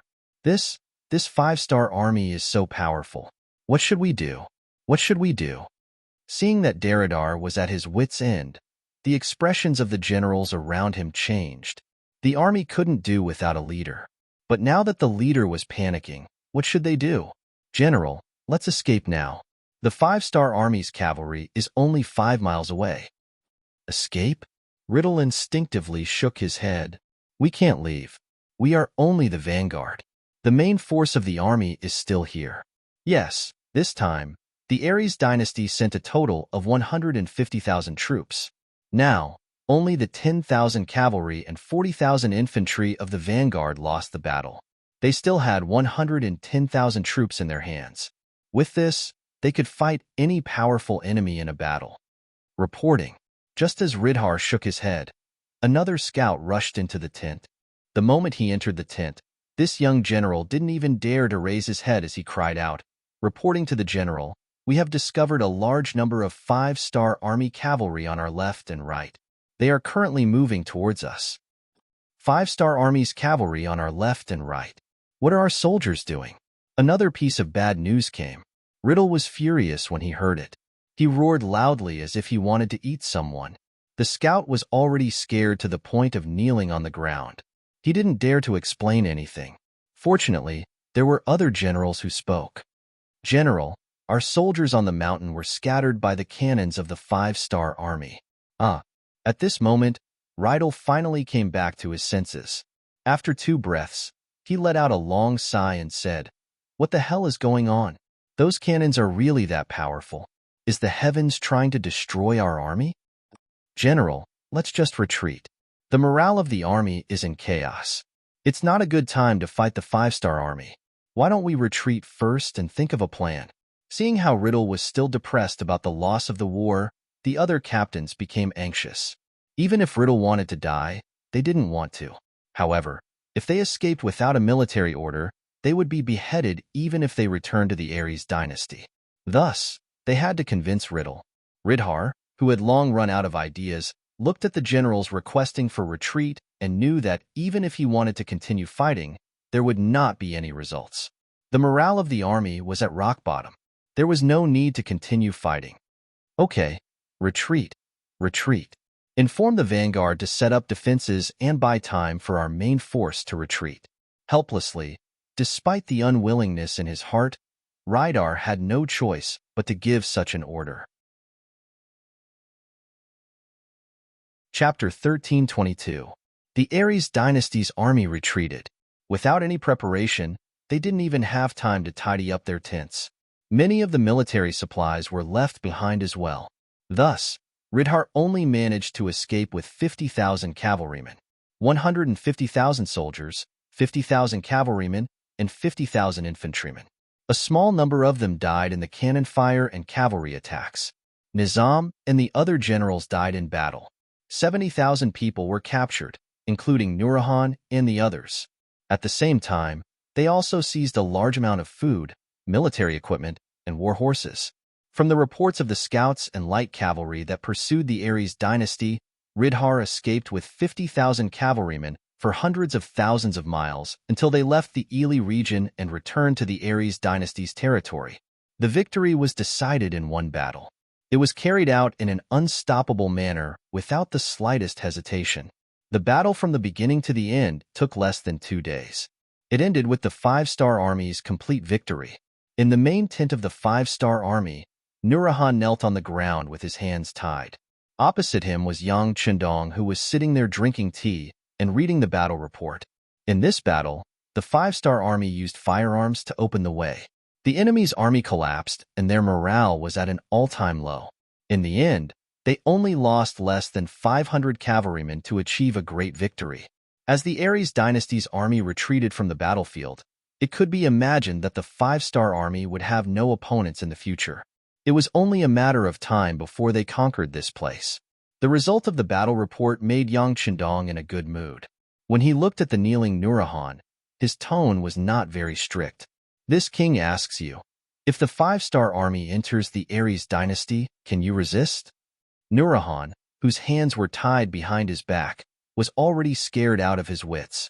Or rather, he was completely shocked by the 5-star army's firearms. Now that he heard Yang Chendong's question, he shook his head without hesitation. "I can't." This result made Yang Chendong even more satisfied. "Good. You can be considered a sensible person. Since that's the case, are you willing to go back and persuade your comrades to surrender? You have to know that this is not only an opportunity for you, but also an opportunity for the Aries dynasty. Otherwise, when the 5-star army enters the Aries dynasty, they will win easily. At that time, who knows how many more people will die." This was the reason why Yang Chendong called Nurahan. If they could take over the Aries dynasty without bloodshed, of course, it would be for the best. Even if he couldn't achieve it, letting Nur-Rahan leave would also make him a troublemaker. At that time, even if he could only persuade a small number of people to surrender, it would be a good thing. Nur-Rahan to the Aries dynasty was to survive. Were to the Aries dynasties to the Aries dynasty. When he thought of the power of the 5-star firearms and the fact that he didn't want to see his country's citizens and army being slaughtered, he wanted to do something about it. Now that the opportunity had come, there was no reason not to seize it. He immediately nodded and said, "The surrendered general is willing to surrender and is willing to persuade his comrades to surrender to the 5-star army." Such a cooperative Nur-Rahan naturally made Yang Chendong very happy. "Good, surrender to the Aries. Come, untie the general and take out 1,000,000 silver for him to use. If he has any requests, help him. Are you satisfied?" Not only was his life guaranteed, but he also received 1,000,000 silver. How many things could he do? Nur-Rahan had no reason to refuse. He knelt on the ground again and said with determination, "I thank Bugnam of Gojoseon for thinking so highly of me. This time, I will do my best and go through fire and water." "Good. I hope you can do what you say. If you dare to play any tricks, then when I catch you, I promise I will let you experience what it means to live a life worse than death." After giving the sweet jujube, it was time to swing the big stick. Yang Chendong's voice carried a bit of coldness. I don't dare. Nur-Rahan's body shook. He believed that the 5-star army definitely had the ability to do so. He didn't want to die and didn't want to see his country's citizens die innocently. He knew that he had no other choice. Nur-Rahan was let go just like that. Before leaving, other than writing a surrender letter, there were no other measures. Because of this, Beta Persei worriedly reminded him. It was clear that he had doubts about this person's loyalty. "Don't worry, everyone knows that he was captured by us. Even if he faked his surrender, when he returns to the Aries dynasty, he won't be heavily used. Anyone with ambition wouldn't do such a stupid thing. Also, you have to have confidence in the 5-star army." This time, he was already scared. Even his spine was broken. He won't dare to be our enemy. Regarding this point, Yang Chendong was 100 times more confident. Why did so many traitors appear in the future? Wasn't it because the Japanese's weapons and individual combat ability were too strong? On the other hand, the 5-star army was much stronger than the Japanese at that time. Anyone who understood would know what to do. On the other hand, if Nur-Rahan's mentality changed, then what was the difference between killing him and not killing him?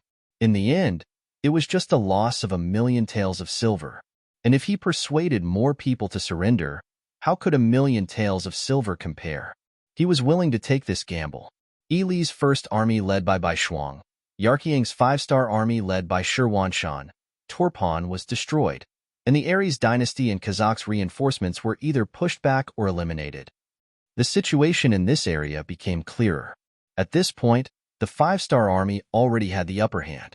As long as they didn't make any big mistakes, taking down this area was just a matter of time.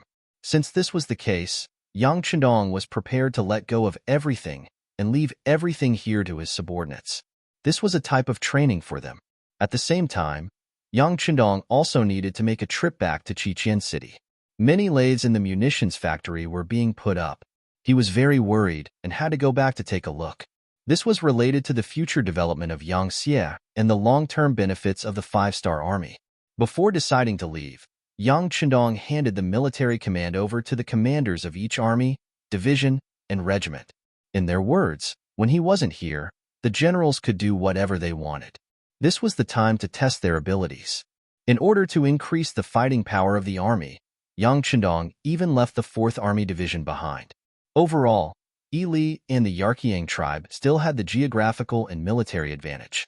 If there wasn't such a strong army, some things would probably go wrong. After leaving the 4th Army Division behind, Yang Chendong didn't have any firearms by his side. Fortunately, he had already sent a telegram to the army headquarters. The 5th Army Division had already set off for the first city and should arrive earlier than them. The generals who stayed behind were naturally grateful when they saw that Yang Chendong trusted them so much. This kind of trust made everyone have the mentality of dying for someone who knew them well. He left behind most of the troops and only took the 1st Cavalry Division with him. Then, under the protection of 2,000 Black Knights, he returned to the first city with the 2nd Army that was in charge of logistics and transportation. This time, when he returned to the first city, Yang Chenong still had one more thing to do, and that was to get 1 million Han people. This was the reward he asked for from Ming for their sneak attack on him. But now, it seemed that things didn't go well. Even so, he didn't mind fighting a battle and letting the other party know that it wasn't that their 5-star army didn't have the ability to defeat them, but that they just didn't want to do so. First city. At the headquarters of the new army, Tiger's Mane, Yang Si, and Yu Mian were sitting in a small conference room for a meeting. Yang Chendong had already made a decision on how to deal with the Ming army's sneak attack on the supply transport team. As soon as they received the news, they reported this information to Governor Shi Hong in Tulu City. However, more than a month had passed since the time of reporting, but there was still no movement from the other party. On the contrary, the 6th young master had already returned and entered the new 2nd Army's Shajing city. It would take him a few days to reach the first city. There must be an explanation for this matter. Otherwise, how could they answer the 6th young master when he asked? As the most trusted people of Yang Chendong, they were also entrusted with the important task of being in charge of the specific matters of the first city. The 3 of them must give an explanation, otherwise, they would be incompetent. We still have to send someone to urge them. Give them 2 more days. There must be a result. As the first city's governor, Yu Mian was a scholar. In the past, he didn't think highly of generals. However, what he had seen and heard in the past few years made him clearly realize how important it was to have a powerful army. It could bring earth-shattering changes to the lives of the people. His mentality had also changed because of this. 2 days? What if the other party still doesn't reply when the time is up? Yang Si didn't seem to be satisfied with this answer. However, considering that Yu Qian and his son were talents that even the young master respected, he didn't speak so aggressively. Yu Mian, who was suddenly stumped, didn't know how to answer for a moment. Tiger's Mane, who was watching the show from the side, felt that it was about time. He said as if he was helping Yu Mian out, "If they don't answer, beat them. How dare they ignore the 6th young master's words? How can we not teach them a lesson?" This was the true intention of Tiger's Mane and Yang Si. To put it bluntly, they advocated using force to solve everything. However, Yu Mian had always disagreed. He always wanted to solve the problem through negotiation, so they waited and waited. Now that Yang Chendong was coming, they couldn't delay any longer. Therefore, the 2 of them called Yu Mian to put pressure on him. After all, the first city was sending troops. If the governor didn't cooperate, there would be some trouble. Beat them? This answer was clearly out of Yu Mian's expectations. Although he didn't reject generals, he still didn't like fighting and killing. It would be best if he could solve the problem through negotiation. Well, should we talk to Shi Hong again? If it doesn't work, we can reduce the number of people we want. Chapter 1323. Yu Mian thought that it was too much to ask for 1 million Han people. If he could ask for less, perhaps Shi Hong would agree and a war could be avoided. Absolutely not. Yang Si immediately refused and then he gave the reason.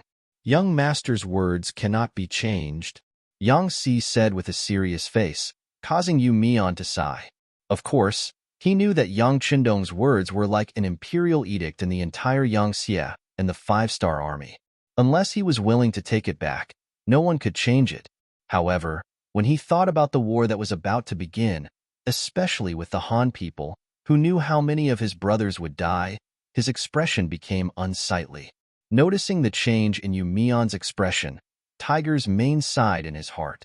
A scholar was a scholar after all. He was still too soft-hearted. However, some problems that could not be solved politically could not be solved without a war. City Lord Yu, you don't have to worry too much. We are determined to win this war. The 5th Master Lu has already arrived at the first city and is ready to attack the city at any time. As long as we win, we don't have to worry about the other party not agreeing to our request. In that case, we will immediately rescue 1 million Han people. Isn't this what we want? When he said that they could save 1 million Han people, Yumian's expression became much better. He could not help but sigh. Yes, 1 million Han people can walk out of the abyss of suffering. It's worth it just for this point. Then I'll write a letter to inform Shi Hong and give them 2 more days. Yumian finally agreed to send troops. Tiger's Mane and Yang Si both breathed a sigh of relief. They began to look forward to the arrival of 2 days later. Tulu City. Shi Hong was sulking in his house with a face full of anger. Beside him, the 2 generals Zhou Qing and Jiang Xian also stood there with bitter expressions. They did not dare to speak for a long time. Reporting, First City's City Lord Yumian has sent a letter to Marquis. A bodyguard jogged into the courtyard and placed a letter sealed with wax on the stone table in front of Shi Hong. Then, he carefully retreated. He could tell that his master was in a bad mood. At this moment, he didn't dare to stay any longer. The letter was placed on the stone table. After about 5 minutes, Shi Hong snorted coldly and looked at his most trusted aide, Zhou Qing, and said, "Open it and read it." Zhou Qing did not dare to hesitate and immediately reached out to take the letter. Then, the contents were transmitted to the 3 of them. By the time he finished reading the letter, Shi Hong's expression had turned even uglier. He was so angry that his lips were trembling. This even Yumian is forcing Marquis hand? No wonder Shi Hong was so angry. When Yumian sent a letter to explain that the previous sneak attack had angered Bugnam of Gojoseon, his life had not been easy. First, Yumian made a request. If he wanted to solve this matter, Ming had to send over 1 million Han people to settle the matter. When he received this letter, Shi Hong naturally did not dare to make the decision himself. So, he sent someone to send it to Ming's capital. In the capital, Su Yozhen had already received the news and wanted to cooperate with Shi Hong to persuade Zhu Qiyu. However, this descendant of the Zhu family still had a backbone. Under the bottom line of not ceding land, not compensating, and not marrying into the country, the acting emperor did not listen to the advice of the ministers. Instead, he decided to fight. On this matter, a portion of the military officials agreed, but more importantly, the group of eunuchs also supported him. Gao Rang, the director of the East Depot, directly requested to send his nephew Gao Yu as the army supervisor to fight against the 5-star army. In this matter, Gao Rang had won the first prize, which was exactly what Zhu Qiyu wanted. Even Steward Jining, who had wanted to dissuade the emperor from agreeing to the 5-star army's request, had no choice but to change his mind and support this battle to resolve the problem. Jining appeared to be a lofty official at Zhu Qiyu's side, and he could make many decisions. But in the end, his authority had been bestowed upon him by the emperor. If he did not have the emperor's support, then he was even lower than a dog. His position dictated that he had to follow the emperor's lead in all matters. With the support of the eunuch group, Zhu Qiyu issued an imperial edict, mobilizing 200,000 infantrymen from the capital and appointing Gao Yu as the army supervisor. A few outstanding youths from the great clans were appointed as generals. They were to head to Tulu City and fight against the 5-star army to demonstrate Ming's military strength. As if dissatisfied with Shi Hong's previous performance, Zhu Qiyu clearly stated in the imperial edict that the battle against the 5-star army would be led by the great general of the Liaodong cavalry, Fang Dingshan, with the army supervisor Gao Yu as his support. This was tantamount to weakening Shi Hong's authority in the army. As a result, his position as commander-in-chief had become empty and transparent. This was what had truly angered Shi Hong. Now, Yumian had sent a letter urging him, and he had only given him 2 days. If he didn't agree, then he would fight. How could he not be vexed? But no matter how angry he was, he still had the position of commander-in-chief. There were still things that needed to be done. He looked at Zhou Qing, who had put down the letter. Jiang Xian, who was still standing to the side, asked, "Speak? Do the 2 of you have any good suggestions?" It didn't matter if they had an idea or not. Since their master had asked them to reply, they had to force their way in. Jiang Xian cupped his fists and said, "Marquis, we must take His Majesty's letter seriously. We have no chance of winning against the 5-star army." Jiang Xian's answer clearly displeased Shi Hong. He first gave the other party a look that said, "You're an idiot." Of course, Marquis knows. But with the emperor's imperial edict, I'm afraid that Gao Yu and Fang Dingshan are plotting something. What can I do? Ever since Gao Yu had brought 200,000 soldiers to Tulu City a few days ago, he would often close the door and discuss matters with Fang Dingshan. Moreover, he had never notified Shi Hong to participate. Just this fact alone made him furious. In his heart, he didn't know how many times he had cursed Gao Rang and the group of eunuchs behind him. Of course, Fang Dingshan wasn't any better. He was also viewed by Shi Hong as a traitor. Jiang Xian was reprimanded, but there was no anger on his face. He was just giving a simple reply. You told me to say it, so you can't blame me if I say it wrong. You say it. Unsatisfied with Jiang Xian's reply, Shi Hong's gaze fell on Zhou Qing. Compared to Jiang Xian, Zhou Qing was smarter and had more ideas.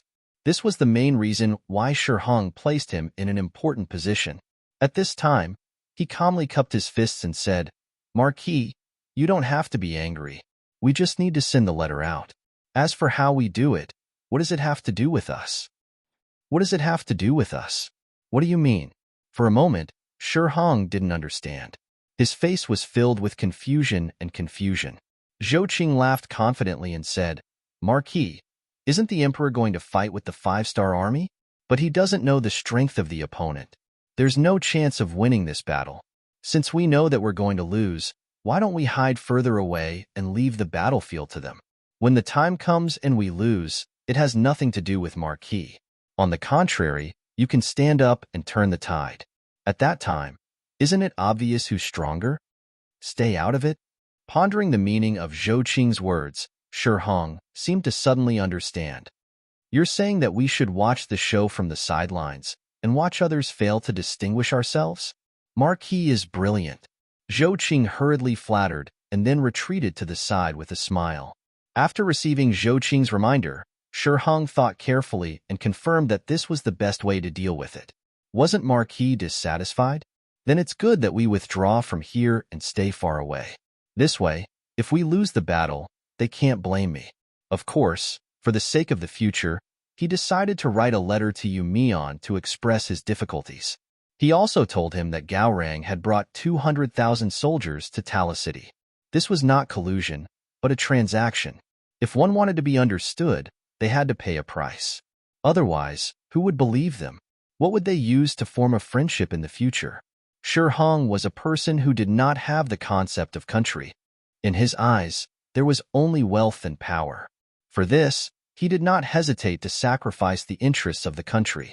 It had to be said that using such a person was a tragedy for Ming.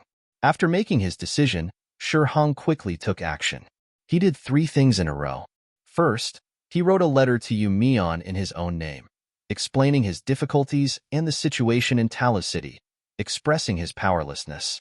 Second, he sent Yu Mian's letter to Fang Dingshan and Gao Yu, handing over the difficult problem. Third, he claimed that his health was not good and decided to go to the All department to recuperate. Yu Mian's letter was quickly delivered to Fang Dingshan and Gao Yu. The threat in the letter was nothing to the two who had already decided to fight. On the contrary, they were more interested in the letter written by Shi Hong. When they saw that he was leaving Tala City, the two of them were overjoyed. In any case, Shi Hong still had the title of Commander-in-Chief and had operated here for a period of time. He had many trusted aides in the army. This person's presence would be a great hindrance to the two of them. If he could leave now, it would be of great benefit to their ability to command. This was something that they wished for, so how could they not agree? The two of them reached a consensus and agreed to Shi Hong's departure. They even expressed their condolences. After receiving the agreement, Shi Hong left Tala City in the afternoon, as if he did not want to get involved in this troublesome place. Without Shi Hong guarding Tala City, the military power was quickly divided between Fang Dingshan and Gao Yu. The two of them had 100,000 cavalry, 300,000 infantry, and 400,000 troops. The power of commanding 400,000 troops made the two of them somewhat arrogant. Needless to say, since they had an army, they naturally had to consider the matter of war. The two of them immediately made preparations to leave the city and fight the 5-star army. At the same time, Yu Mian also received Shi Hong's reply. Chapter 1324. With the existence of the intelligence department, every move in Tulu City was naturally not hidden from them. They had already inquired about the matter of Gao Yu supervising the army. But even so, Shi Heng's letter had its value.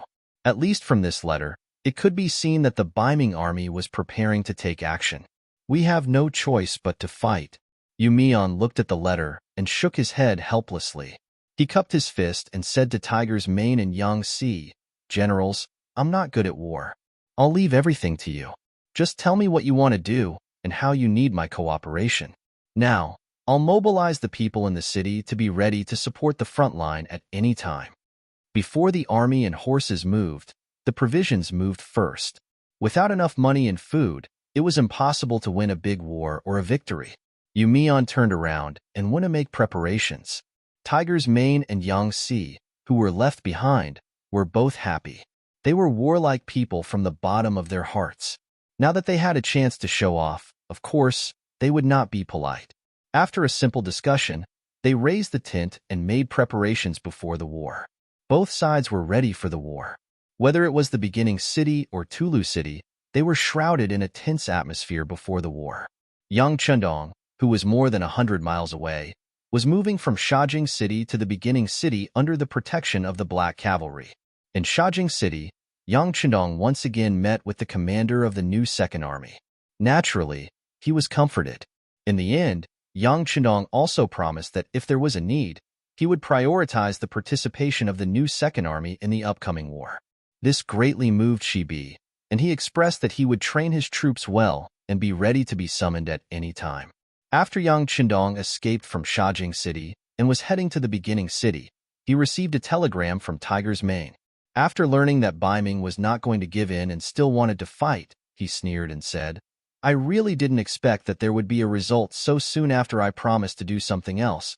Originally, Yang Chendong was prepared to find trouble with the Ming army after reaching the beginning city. Now it seemed that they were more anxious than he was. Even so, he was not in a hurry to leave. He might as well watch from the side and wait for the right opportunity to give them a taste of their own medicine. It would definitely be very painful and very pleasurable. Men, set up camp. First, send the cavalry scouts to seal off this area. Do not allow anyone to spy on the appearance of our army here. Also, inform the sergeant commander to come and see me. Also, send a report to Tiger's Mane. Tulu City. Shi Heng listened to his subordinate's suggestion and left the city. The courtyard he lived in was quickly occupied by Gao Yu, the military supervisor. Looking at the manor that occupied several hectares of land, Gao Yu's face revealed a satisfied expression. Although in terms of luxury, this place naturally couldn't compare to the capital, the mountains were high and the emperor was far away. No one cared about him, and he could do whatever he wanted. This was what satisfied him the most. Gao Yu was not a eunuch. He entered the East Faction Guards with the recommendation of his uncle, Gao Rang, and got an official position. When it came to women, he never knew how to restrain himself. After he took over this garden, Li Keguang and Ho Xiangjie sent over dozens of beauties to offer to him. Since Su Youzhen gave Zhu Qiyu the idea of bribing officials and criminals, the rich people have benefited from it. Some rich people have even gained a lot of benefits because of this. Li Keguang and Ho Xiangjie are the representatives among them. They were originally the sons of rich families. They belonged to the kind of people who were idle and didn't want to be high or low. Originally, they wanted to be the second generation of a rich family, but they didn't want the imperial court to allow them to buy officials. They didn't take money seriously, so they spent a lot of money and each got a 5th-rank military officer position.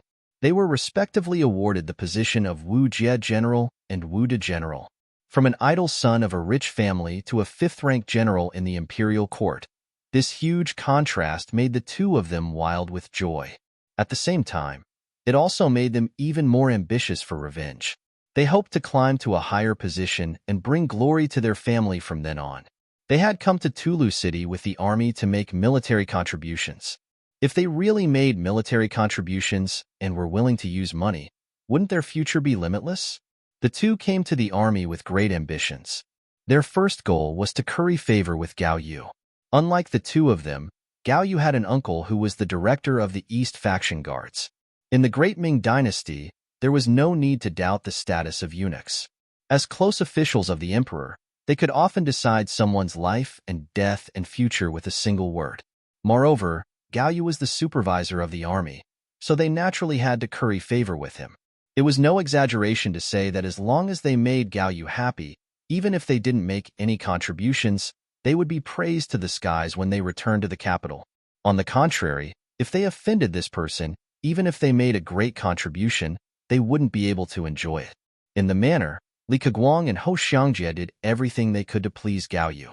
The Gao Yu they spoke of was really hard to find on the ground, and there were few ordinary heroes in the world. Even Gao Yu, who was used to flattery, couldn't help but feel a little smug. Army supervisor, no one can match your brilliance. Even Marquis Wokinghao has to give way. Li Keguang, who had a monkey-like face, said with his spittle flying all over the sky. Hou Xiangjie, who didn't want to be left behind, immediately said, "Of course, how powerful is our supervisor? How can that old man Shihong compare with him? Just wait and see. As long as the supervisor takes action, the problem of the origin city will naturally be solved. What bullshit Bugnam of Gojoseon and the 5-star army will be beaten to a pulp." The flattery of the two made Gao Yu very satisfied, but at the same time, he was also a little embarrassed. He looked down on Shihong. He had the power to command the army, but he never had any construction skills. It was really a performance of incompetence. But when it came to the 5-star army, especially Bugnam of Gojoseon, Gao Yu had to pay attention to it. In the past, he had dealt with this person in the capital. Later, he participated in many incidents against Yang Xie, so he knew some secrets. Yang Chendong was not to be trifled with. This was not only his opinion, nor was it only his uncle who said so. Even the emperor and the ministers thought so. Before going to war, his uncle had said more than once that if he really faced Yang Chendong, he had to think twice before acting. Gao Yu also thought that his uncle's words were very correct. Fortunately, he had already sent someone to inquire about it. Bugnam of Gojoseon and Yang Chendong were on the way to the origin city. He should not have come here so quickly. This gave him a lot of confidence. In his eyes, only Yang Chendong was worth paying attention to. As for the others, they did not even pass the imperial examination of the great Ming dynasty. They probably did not know much about the 4 books and 5 classics and did not know many words. Of course, he would not put such an opponent in his eyes. Speaking of which, Gao Yu still underestimated Yang Chendong. He only got the news that Bugnam of Gojoseon was coming to the origin city. In his opinion, such a noble person would naturally walk very slowly, just like those nobles in the imperial court. If he walked faster, he would probably be tired. It was not an exaggeration to say that he was walking at the speed of a snail. Who knew how long it would take for him to reach the origin city? And he could take advantage of this opportunity to take the origin city. In this way, he could avoid a head-on battle with Yang Chendong and make a great contribution. Wouldn't that be great? Gao Yu seemed to have heard enough of Li Keguang's flattery. He casually waved his hand and stopped the two's flattery. "The two of you, this military supervisor thinks highly of you. I hope that you will not disappoint me. I can also tell you that the military plan for the attack is about to take shape. It will be issued tomorrow at the latest. At that time, you two will be given the opportunity to lead the troops. You two must grasp it well." This was equivalent to leaking military secrets in advance. Li Keguang and Hou Xiangjie were excited when they heard this. They could lead the troops alone. Wasn't it time to show off? At that moment, both of them nodded excitedly and patted their chests to promise that they would not let Gao Yu down. The two of them went back excitedly and waited for a night. Just before noon the next day, the order was issued. Li Keguang got the position of the left vanguard, leading 10,000 troops. Hou Xiangjie got the position of the right vanguard, also leading 10,000 troops. As the vanguard, they went straight to the origin city from Tala City. They wanted to appear at the origin city at lightning speed and catch the enemy off guard. Then, the main army would appear one after another and complete the encirclement of the origin city. In order to win this battle, Ming could be said to have paid a great price. Among the 200,000 reinforcements, there were 20,000 of them who were equipped with firearms. Among them, there were 5,000 god cannons and 5,000 god guns, 500 improved god cloth cannons that could shoot 300 meters away, and 2,000 new repeating guns. Speaking of repeating guns, this was based on the modified Type 81 automatic rifle that Yang Chendong gave to Jin Ing. At that time, Yang Xie used this gun to exchange for 1,000,000 caddies of copper and iron. It could be said that he solved the problem of burning eyebrows. After Bai Ming got the Type 81 automatic rifle, they called all the skilled craftsmen. After so many years of hard work, they finally made a replica repeating gun that could hold 4 bullets and fire continuously. Because it was all handmade, there was no so-called lathe to match it. The manufacturing power was very limited, and it was easy to have problems. For example, the bullets were not on the scale, and things like jamming happened from time to time. Even so, it was not a small achievement to create a 4-style repeating gun. The shooting range of the gun was increased by 20 meters, reaching 120 meters. It was regarded as a treasure by Bai Ming Firearms Camp. The firearms camp with 20,000 people was one of Gao Yu's biggest trump cards. Both sides had firearms. The power was directly ignored by him. They had a lot of troops, and they had the help of 100,000 strong Liaodong iron cavalry. He was determined to take down the origin city. Chapter 1325. Gao Yu had once investigated the information and knew that the beginning city had once been surrounded by the Bai Ming army. They had only failed because the siege was not successful. But this time, he had the red coat cannon and flintlock. As long as the siege was successful, he was confident that he could take down the city. That was the beginning city, which was regarded as the headquarters of the 5-star army on the grassland. There were countless good things inside. Once they could take down the beginning city, it would not only mean that the 5-star army had suffered a heavy blow on the grassland, but they would also gain countless benefits. Gao Yu's face was full of excitement. After discussing the specific military plan with Fang Dingshan, he returned to the manor. Unlike usual, he did not sleep with any woman that night. Instead, he went to bed early to prepare for the army's departure tomorrow. The beginning city. The intelligence personnel lurking in Tulu City had sent news through telegrams, explaining the unusual movements of the Bai Ming army. In the headquarters of the new army group, Ming called his 3 corps commanders and a group of officers to discuss the military battle plan together. For 2 hours, the plan was revised again and again. Finally, there was a plan that everyone was satisfied with. In the end, Ming and Yang Xi made the final decision, and all the military directors received their respective tasks. When the meeting was about to end, Ming said, "Everyone, this battle is the first big battle since the establishment of our new army group. The goal is very simple. Seriously speaking, it's just a small test for us. But I want to remind you that the 6th young master is watching behind us. This time, not only do we have to win the battle, but we also have to show our best side and let the 6th young master see the military style of our new army group. If you perform well, you will naturally be rewarded after the battle. On the other hand, if anyone attacks it will because of carelessness or disobeying orders, which leads to changes on the battlefield or even losses, then you will be punished by military law. Do you understand?"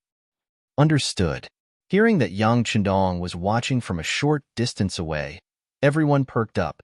To be able to perform well in front of the 6th young master was the hope of many. All of them straightened their backs with an eager expression.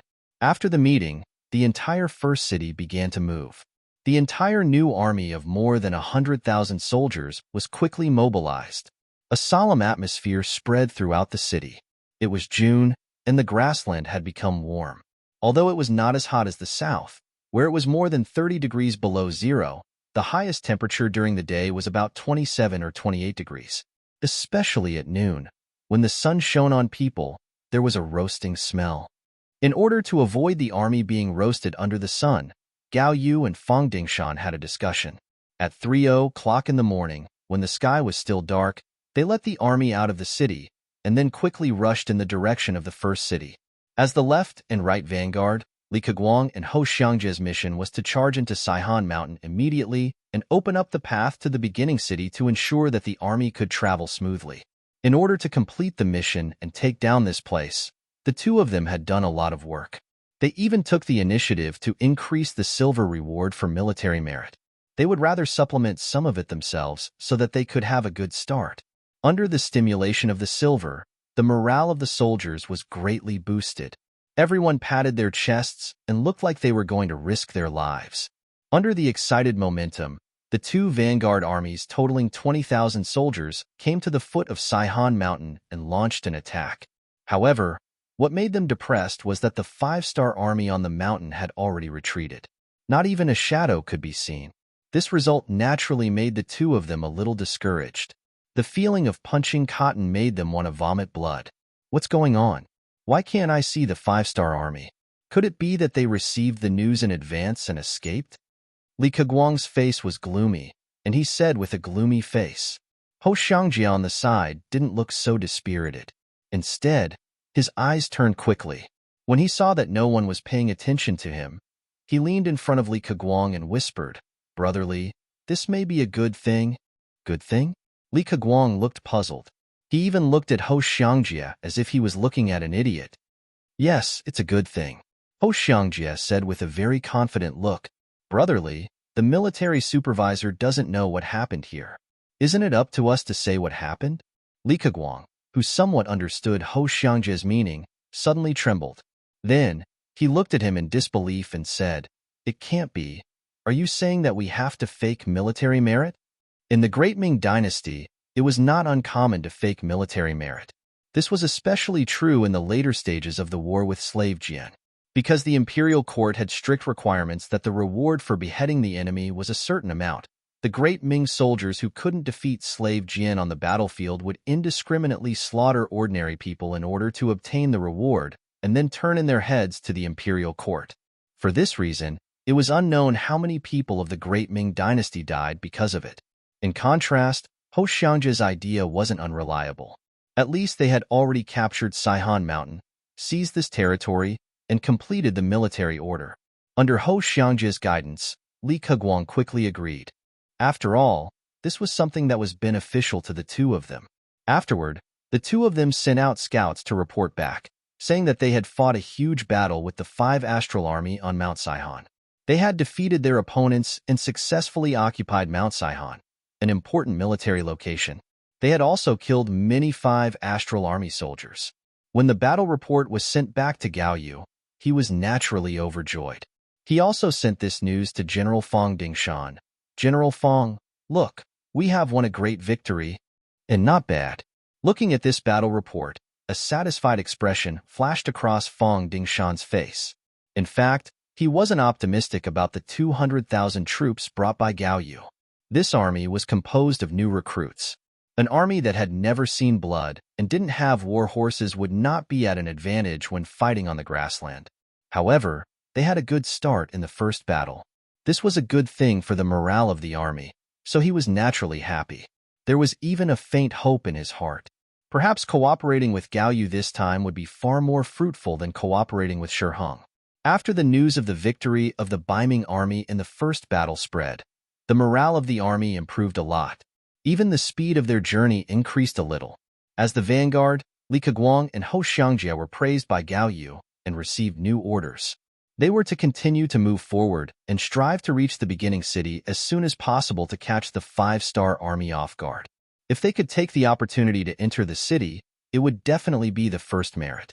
When they saw the two words, first merit, the two of them were naturally excited. The victory on Saihan Mountain made them underestimate the enemy.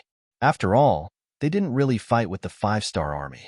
In order not to let the people have panic thoughts and emotions, the Baiming imperial court didn't publicize the power of the 5-star army.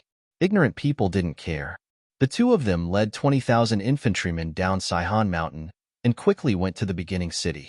In order to achieve the first merit, they didn't even leave any troops at the foot of the mountain. This alone showed their incompetence and inexperience. The two generals left Saihan Mountain excitedly and went straight to the beginning city. In order to snatch the first merit, they didn't stop to rest. They rushed day and night and arrived in front of the beginning city on the third day.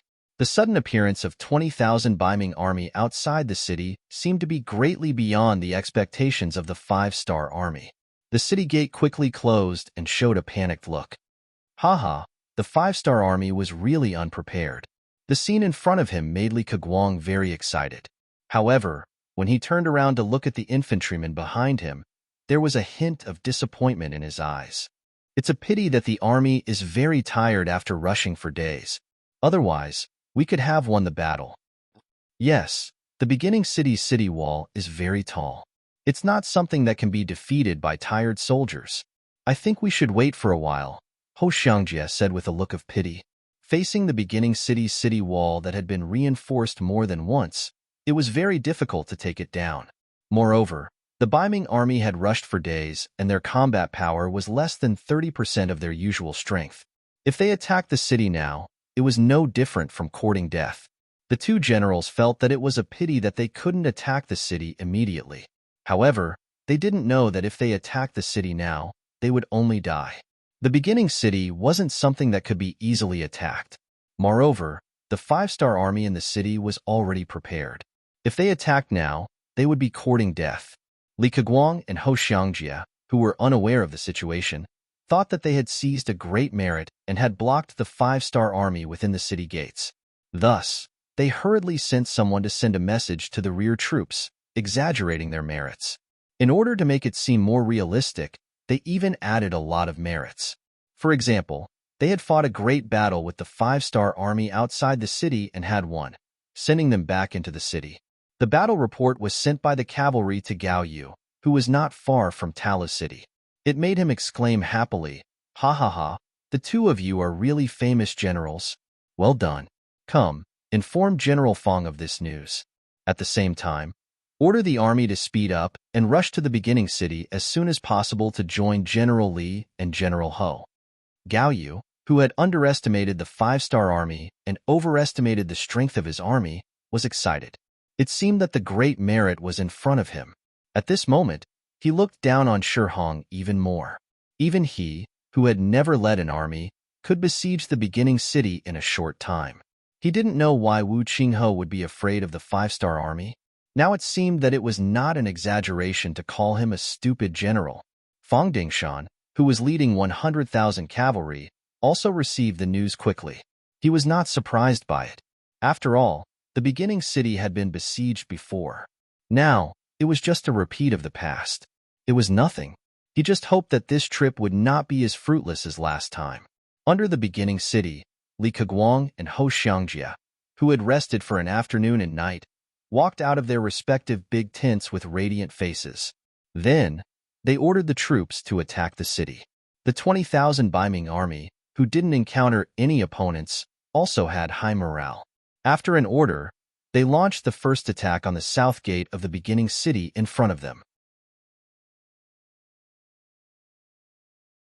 Chapter 1326. The Ming army took turns to attack. Every time, 1,000 Ming army soldiers would launch a probing attack.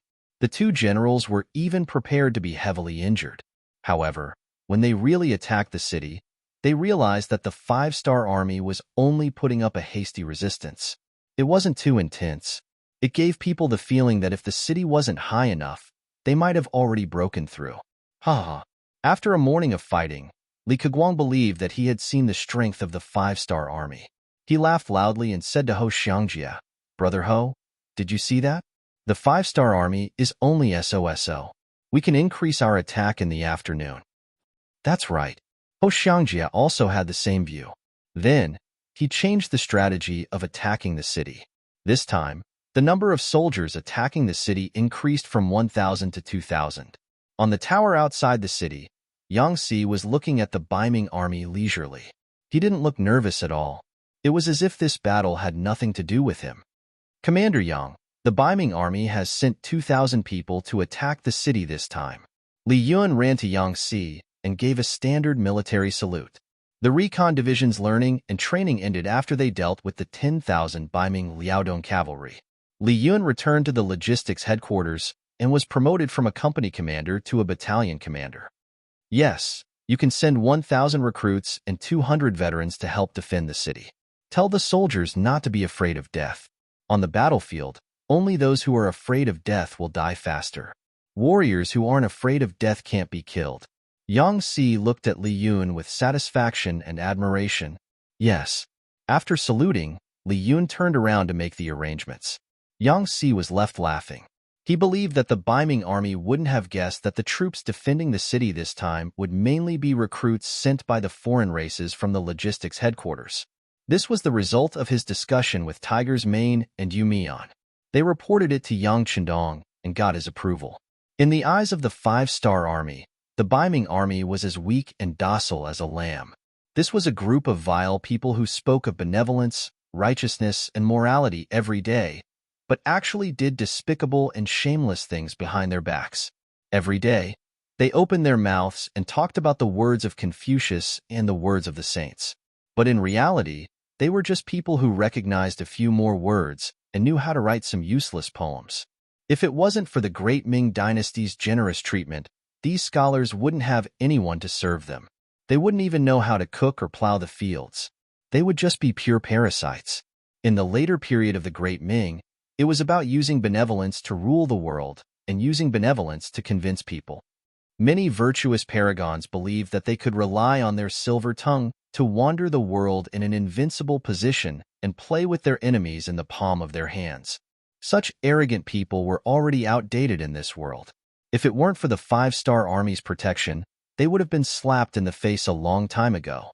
That's right, the Biming imperial court was currently under the protection of the five-star army. Looking at its geographical location, other than the southern Ming dynasty in the south, the surrounding areas were all occupied by the five-star army. It wouldn't be an exaggeration to say that Biming was a lonely place.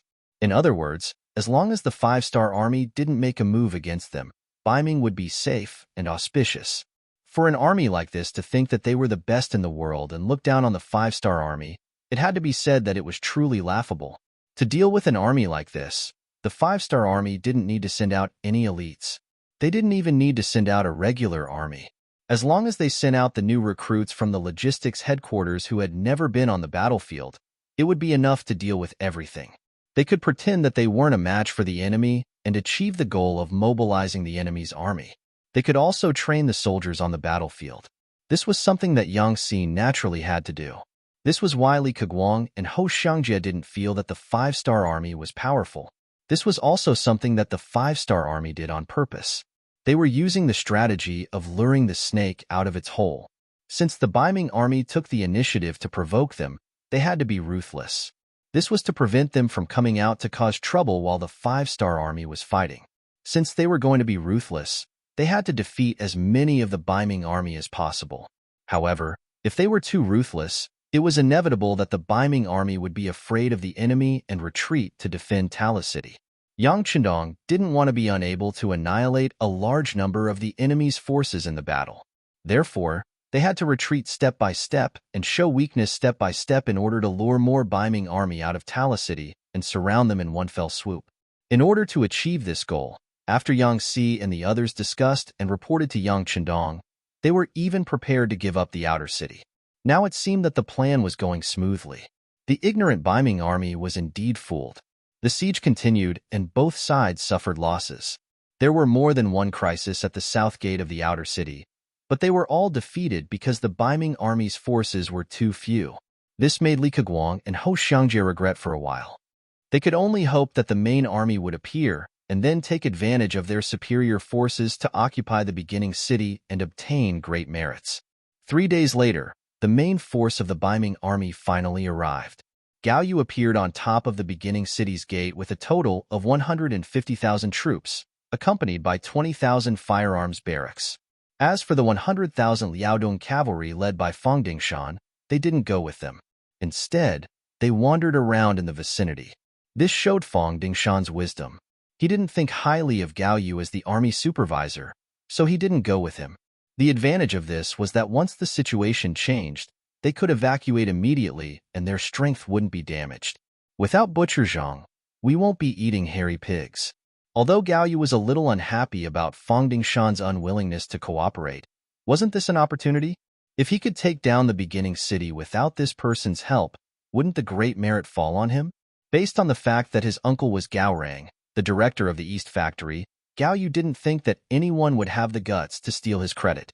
Therefore, as soon as he arrived at the beginning city, he called Li Keguang and Hou Xiangjie and gave them a big reward for their good performance. Then, he asked about the situation of the war and saw the Biming army besieging the city and the five-star army in a stalemate. Haha, good. You two did a good job and made a great contribution. I, the army supervisor, will put in a good word for you in front of the emperor. Next, I will give each of you 20,000 infantry. I hope you can continue to work hard and make new contributions." Gao Yu laughed happily. The two people who were praised were also very excited. They immediately said that as long as they had enough troops, they could take down the beginning city and asked Gao Yu to wait for the good news. Li Keguang and Ho Xiangjie, who were praised and entrusted with important tasks, launched a more fierce attack the next morning. For a time, the beginning city was filled with shouts and shouts. There would be blood splashing on the South City Tower every moment. It was very tragic.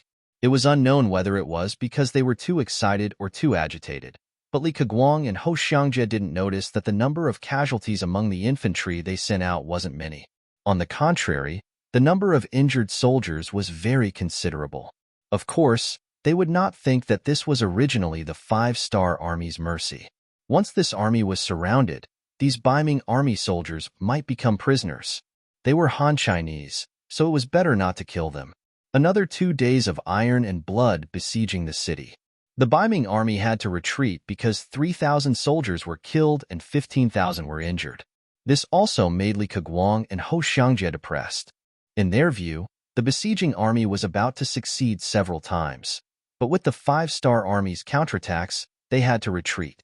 The feeling of failure when they were about to win made them very uncomfortable. In 2 days of besieging the city, they lost nearly 20,000 soldiers. This result made Gao Yu somewhat dissatisfied. He called Li Keguang and Ho Xiangjie again and asked them how confident they were in taking down the city. They were not as confident as they were 2 days ago. This time, the two of them were hesitant. Gao Yu knew that this was a sign of their lack of confidence, but he did not blame them. After all, it was not easy for them to achieve such a result on their first time leading an army. In my opinion, we can't continue to lose soldiers like this. Tomorrow, we will use the firearms camp. After the cannons attack, the two of you will lead the army to attack. You should be able to achieve great results. How about it? Hearing that they were going to use the firearms camp, Li Keguang and Ho Xiangjie were very excited. They immediately patted their chests and promised that they would be able to take down the city tomorrow. Gao Yu was naturally satisfied with the confidence of the two. He immediately gave the two of them 20,000 soldiers each as encouragement. Then, he called over the firearms camp's general, Wei Ku, and ordered him to immediately set up the formation and coordinate with the infantry to attack the city tomorrow. Wei Ku was Yang Guang's subordinate. Yang Guang was also the highest officer in the Ming firearms camp that Yang Chendong had arranged. Of course, Wei Ku didn't know about this. He only remembered that General Yang Guang had told him not to weaken the firepower camp's prestige. He wanted him to put up a good show to show the military's might. Wei Ku, who listened to Yang Guang's words, held a torch and set up the cannons at night, making a lot of noise. On the top of the city wall, the scouts who were responsible for watching the Ming army's every move naturally saw it clearly. They quickly reported it to the logistics command commander, Yang Si. "Oh, are we going to use the cannons?" "Pass down the order." Except for a small number of troops hiding in the safety of the city wall, all the main forces of the army will withdraw from the outer city to the inner city wall overnight. Yang Si, who was already prepared for this, passed down the order. Compared to the Ming army's firearms camp, the five-star army did not have any torches. Under the moonlight, they quietly withdrew from the outer city wall. The Ming army, who was completely unaware of all this, prepared to bombard the outer city gate early in the morning the next day. Tens of thousands of Ming army infantrymen were also waiting under the command of Li Keguang and Ho Xiangjie. Seeing that the morale of the army was so high, Gao Yu's was full of confidence in his carriage. Following his loud shout, they began to attack. Wei Ke led the firearms battalion to take the lead and launched an attack. Hundreds of cannons fired in unison. The momentum of the cannons bombarded the southern gate. Chapter 1327. Boom, boom, boom. Boom, boom, boom. As the cannons rumbled, several hundred explosive cannonballs landed on the city walls and gates of the southern city, causing a strange phenomenon as if an earth dragon had flipped over. The sound of the cannons went on for an hour. Looking at the tower of the south city, it was already full of holes. Even the south city gate had been blasted into pieces. The cave door was wide open, like a young girl who was open for anyone to take advantage of. Haha, charge. Seeing that the city gate had been broken, Li Keguang and Ho Xiangjia led the tens of thousands of soldiers excitedly, shouting as they charged forward. There were a few five-star army soldiers lying in ambush on top of the South City Tower. Because they had entered a safe zone in advance, they didn't suffer any losses. Seeing a large number of Ming army charging at them, they followed the plan and fired 2 volleys of arrows at the city gate tower. After killing and injuring several thousand Ming army soldiers, they quickly retreated. The South City Tower changed hands. Taking this opportunity, the 2 generals led their troops to the east, west, and north respectively. After paying a certain price, they successfully occupied the outer city of the beginning city. The outer city was breached. When the news came, Gao Yu was naturally very excited. He waved his fist fiercely to vent the excitement in his heart. In the main tent, Li Keguang, Ho Xiangjia, and Wei Ku were standing together. Gao Yu looked at the 3 of them with appreciation and said with satisfaction, "You guys have done very well. This supervisor has already submitted a memorial to the Emperor regarding your performance. The reward should be coming soon. Many thanks to military supervisor for your promotion." The 3 generals said excitedly, "Very good. This military supervisor wants to tell you and the others that you will be rewarded for your contributions. You should work even harder. Now that we've taken the outer city, when can we take the inner city and attack the inner city? That's what we need to discuss today.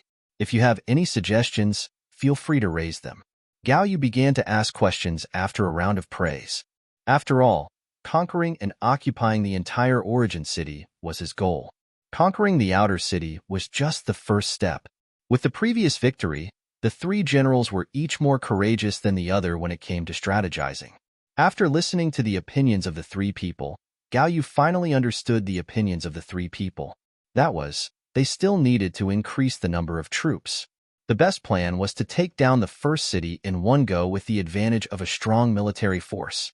Although the Ming army managed to capture the outer city with the help of the cannons, their losses were not small. Originally, there were 170,000 infantrymen. Now, after deducting the injured and 20,000 firearms, there were less than 100,000 infantrymen who could truly attack the city. Speaking of which, 100,000 soldiers was not a small number. However, this time, they were going to face the 5-star army's base in the grasslands. 100,000 people might not be enough. When Gao Yu saw that the 3 generals had the same opinion, she also felt that what they said made sense. Immediately, he said that he would order the troops to be transferred from Tulu City.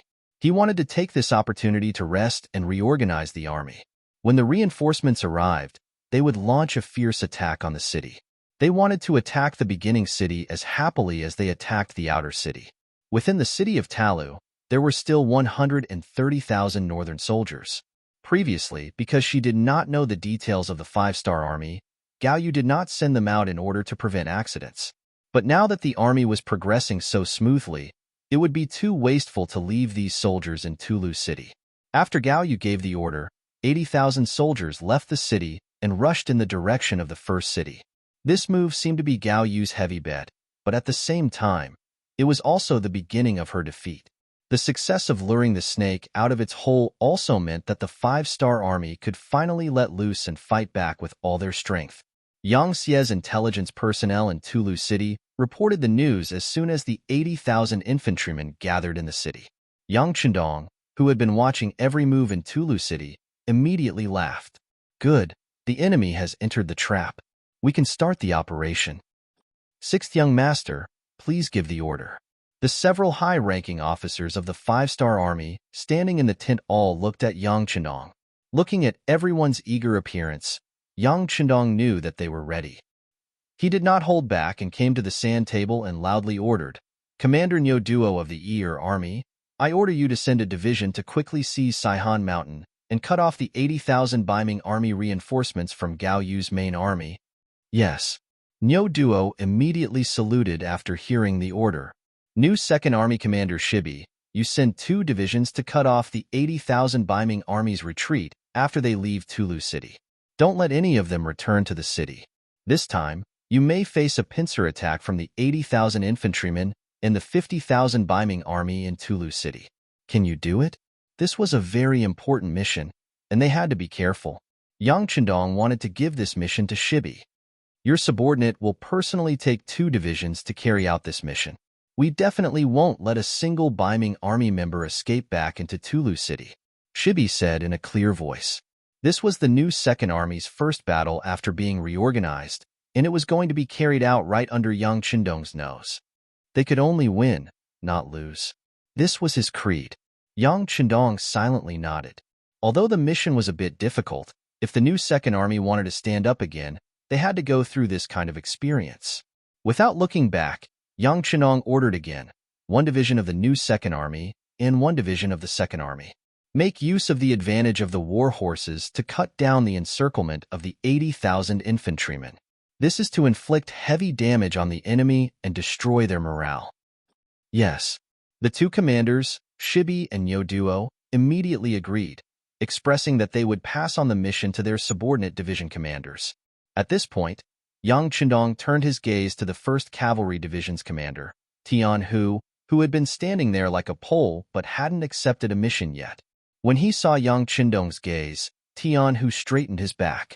Although he didn't say anything, his meaning was quite clear. 6th Young Master, if you have any difficult missions, leave them to us.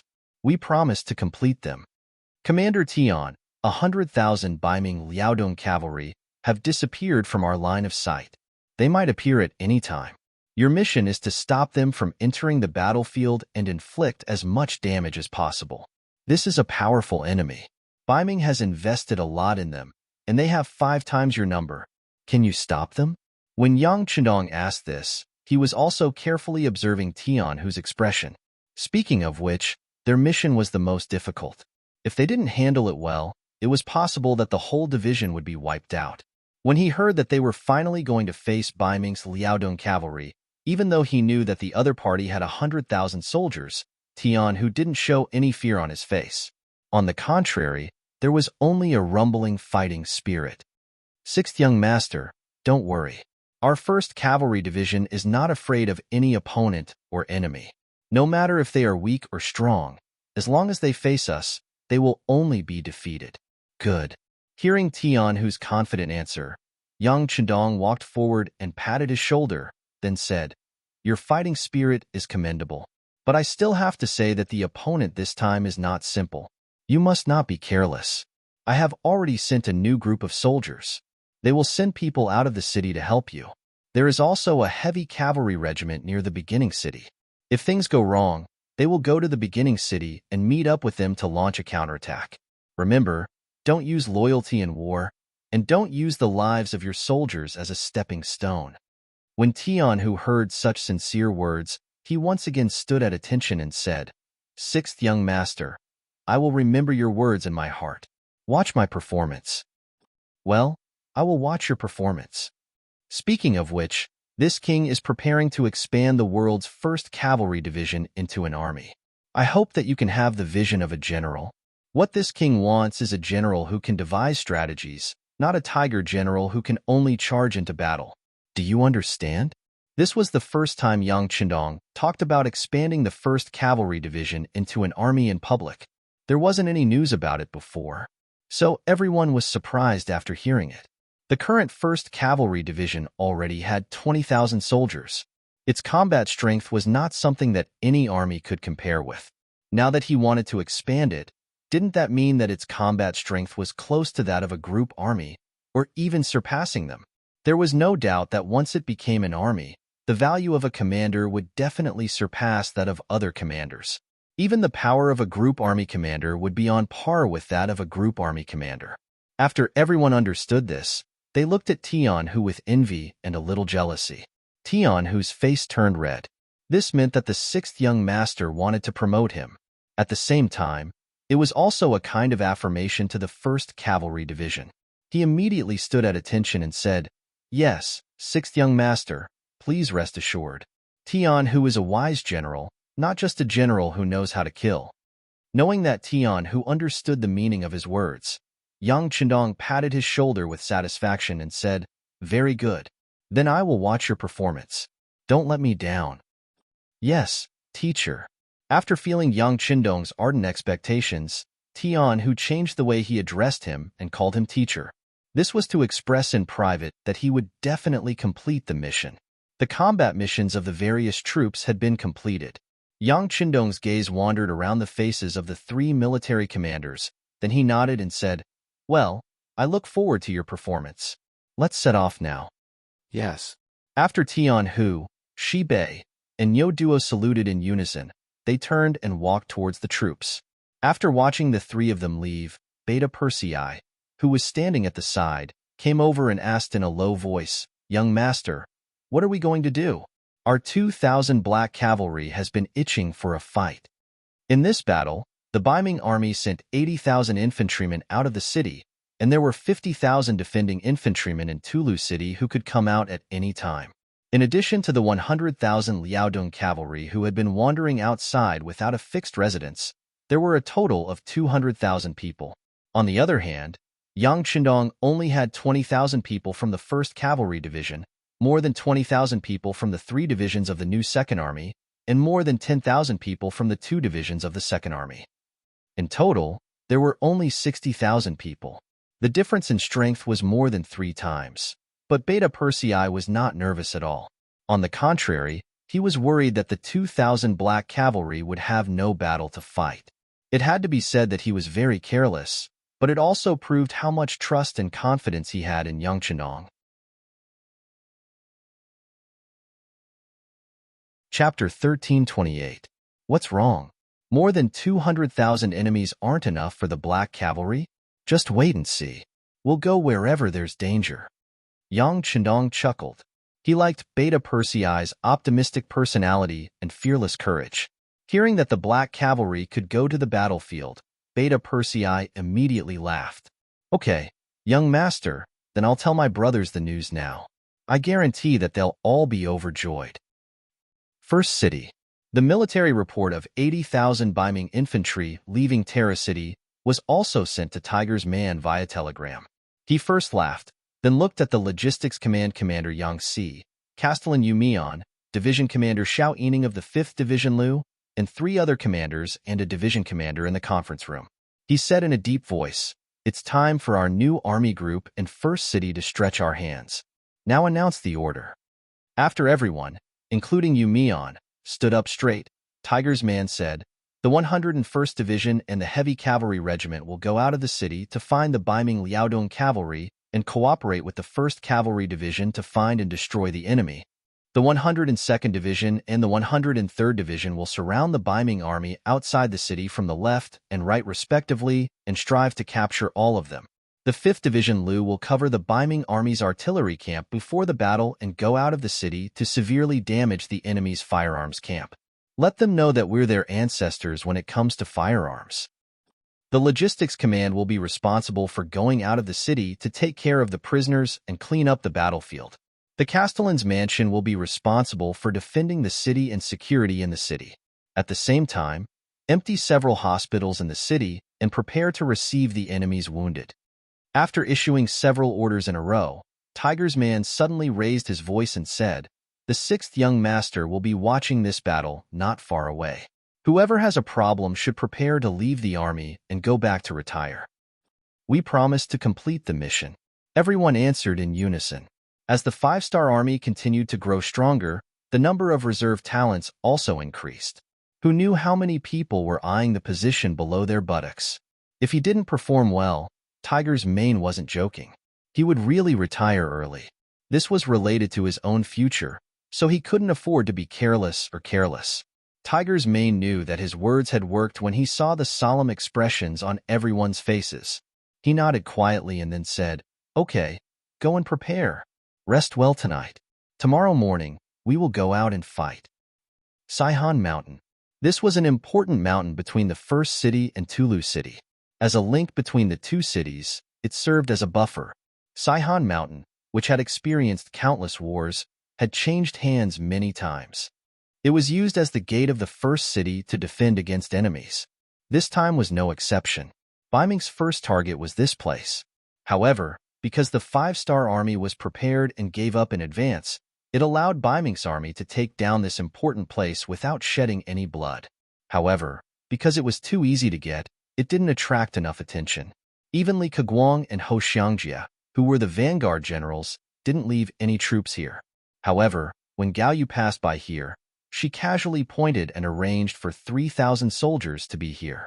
Most of these 3,000 soldiers were made up of new recruits. Many people were happy to be arranged here. Originally, they joined the army for food and pay. In the eyes of such people, there was no such thing as loyalty to the country. The facts also prove that after they changed from ordinary people to members of the Ming army, their lives didn't change much. The salary wasn't distributed in time, and they were usually only 60% full after eating. This made them complain a lot. This time, when they heard that they were going to fight against the awe-inspiring Bugnam of Gojoseon and the powerful 5-star army, many soldiers were scared before the battle. They just wanted to eat food and didn't have any great ambitions. There was no one above them, and even if they made military achievements, most of them would be taken away, and their future was bleak. They just wanted to live and become soldiers. It was too difficult for such people to show their heroic side on the battlefield. Fortunately, these 3,000 soldiers were lucky. They didn't need to go to the front line. They only needed to guard the mountain and watch the Ming army's supplies pass smoothly. This made the 3,000 soldiers very happy. They didn't need to fight, and they might be able to get military achievements. This was really a blessing from the heavens. For this reason, the 3,000 soldiers had a good celebration. Then, the next day, they began to guard the mountain and muddle along. They were muddling along because they had nothing to do from morning to night. Apart from occasionally seeing the Ming supply vehicles, they didn't see anyone else. As for the 5-star army, they didn't even see a shadow. After a few days, the initial nervousness had disappeared. Now, when the sky had just turned dark, apart from 200 soldiers who were normally on duty, the rest of the 3,000 soldiers had entered the temporary military tent and started to talk with Zhou Gong. In the pitch-black night, 50 well-trained scouts with sharp blades in their mouths approached quickly under the cover of the trees. They were like agile monkeys, flashing and moving behind the Ming army soldiers. As they continued to move, the Ming army soldiers were either killed or knocked unconscious. In just 15 minutes, the 200 night watch soldiers had lost all signs of life. When Mo Benyi, the commander of the 306th Division of the Yi Army, saw this scene, he couldn't help but shake his head. New recruits are new recruits. There's no challenge at all. They didn't even send out hidden sentries. All right, everyone go up. Don't make any noise. Get ready to capture the prisoners. The 3,000 Ming army soldiers who didn't have the slightest bit of vigilance and never thought that someone would attack them had large swords pressed against their necks while they were still sleeping in their tents. The entire operation was methodical and orderly. In this battle, other than the 123 Ming army soldiers who were killed at the beginning, the rest, including the general, were all captured. No one resisted, and this Ming army was completely wiped out. Send a message to the military commander. Tell him that we've taken down Mount Saihan. Mo Benyi instructed the radio operator sent by the military. With his rank, he wasn't qualified to be on the radio. If he hadn't come out alone to complete the mission, he wouldn't have been able to enjoy such treatment. As they didn't make any noise, the Ming army didn't know that Mount Saihan had changed hands. It wasn't until the afternoon of the second day that the 80,000 reinforcements from Tulu City passed by this place that they realized the danger ahead was imminent. These rocks were placed by the 306th Division soldiers overnight and half a day. Of course, the 3,000 Ming captives also contributed a lot. As the huge rocks rolled down one after another, the 5-star army's full-scale counterattack began. As Mo Benyi's side began to take action, the 5-star army in Beginning City also began their counterattack. The Lu 5th Division in the city had already locked onto the Ming army's firearms camp outside the city. After the order was given, cannonballs were shot out from within the city. After a few consecutive shots, explosions sounded one after another. The resulting explosions formed a sea of fire, alarming the 100,000 Ming infantrymen below the city. What's going on? Gao Yu, who heard the explosions, rushed out of the main tent. His face was filled with panic and anger. However, his anger quickly turned into fear. One after another, scouts appeared in front of him as if they had agreed to meet. Reporting to the military supervisor, the 5-star Army's cannons hit our firearms camp's cannons. Now, all the cannons have exploded and the cannonballs have also been detonated. The firearms camp has lost the ability to fight and suffered heavy losses. Reporting to the military supervisor, the 5-star Army opened the inner city gate and rushed out. They have long-range, high-speed firearms. Our brothers guarding the outer city gate couldn't hold them off and have already retreated. We're requesting for backup. Reporting to the military supervisor, countless cavalrymen rushed out of the beginning city. They're coming towards us from both sides. We're requesting for backup. Reporting to the military supervisor, listening to the bad news one after another, Gao Yu's face turned red because of anger. Suddenly, he shouted, "Okay, stop talking, stop talking. Immediately organize people to hold on for me. Also, send someone to inform the 80,000 reinforcements. Tell them to speed up and come to join us under the beginning city. Also, send someone to look for General Fang Dingshan and request for cavalry support. Reinforcements." At this moment, Gao Yu already knew that the 5-star Army had started their counterattack. Moreover, it was an unexpectedly strong counterattack. From the looks of it, they wouldn't be able to hold on for long. What he needed to do now was to request for reinforcements. As long as he could hold on until the reinforcements appeared, he could coordinate with them from the inside and outside and turn the tables around. How would Gao Yu know that the 80,000 infantry reinforcements he hoped for were blocked at the foot of Saihan Mountain? They couldn't move forward. And right behind them, Commander Wu Hui of the 3rd Cavalry Division of the new 2nd Army was leading his cavalrymen all the way here. They had taken Bai Ming's army by surprise and inflicted heavy losses. According to Yang Qindong's battle plan, the 1st Cavalry Division and the 2nd Cavalry Division of the new 2nd Army stayed at the foot of Tulu City to prevent them from providing reinforcements again. The 3rd Cavalry Division and the 305th Cavalry Division of the 2nd Army would cut through the back and flank of the 80,000 Bai Ming's reinforcements. They no longer had the ability to support them. On the other hand, the 100,000 elite Liaodong cavalrymen led by Fang Dingshan still had the strength. However, they weren't thinking about helping Gao Yu out of his predicament. Instead, they were thinking about how to destroy the heavy cavalry regiment led by Wind-Chasing Wolf that they had surrounded. Fortunately, Yang Qindong's order was to surround and capture Bai Ming's army. So, even though the offensive seemed fierce, Gao Yu wasn't in any danger for the time being. When he knew that the situation wasn't good, he first sent someone to ask for reinforcements. Then, he immediately called for General Weika of the Firearms Division and had him lead the firearms soldiers to the front line to resist the 5-star Army's attacks. "Please don't worry, Army Supervisor," General Weika said confidently after receiving the mission. This time, he had brought over 10,000 firearms soldiers with him. Among them, there were quite a few soldiers who were armed with rifles. He believed that as long as he commanded them properly, even if they were facing fierce cavalry, they would be able to tear off a piece of flesh and let them know how powerful they were. Chapter 1329. Wei Ku was brimming with confidence, but it seemed that his luck wasn't too good. This time, he encountered the 5th Division of the 5-star Army, which was also a firearm unit. However, when comparing the weapons of the two sides, the disparity was like heaven and earth. After the commander of the 5th Division, Xiao Yining, gave the order, the soldiers of the Cold Vanguard took the lead and defeated the Bai Ming army outside the city. They quickly reclaimed the city gate. Soon after, the scouts reported that there were over 10,000 northern Ming soldiers with firearms approaching them. Looking from afar, they seemed to be in good order and seemed to be in order. Bai Ming firearms troops? Xiao Yining was stunned at first, but then he laughed out loud. Good. I was just about to ask them for a lesson. Tell the soldiers that their firearms can only shoot up to 120 meters. We will take care of them outside this range. Remember, injure them as much as possible. Don't kill them unless it's necessary. They are all Han like us. To become a soldier of the Cold Vanguard, the first requirement was to be a pure Han. This was something that was never discounted.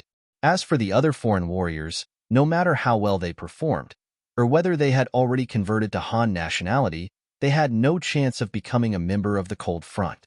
It could be said that in the entire 5-star Army, the cold vanguard had the purest composition.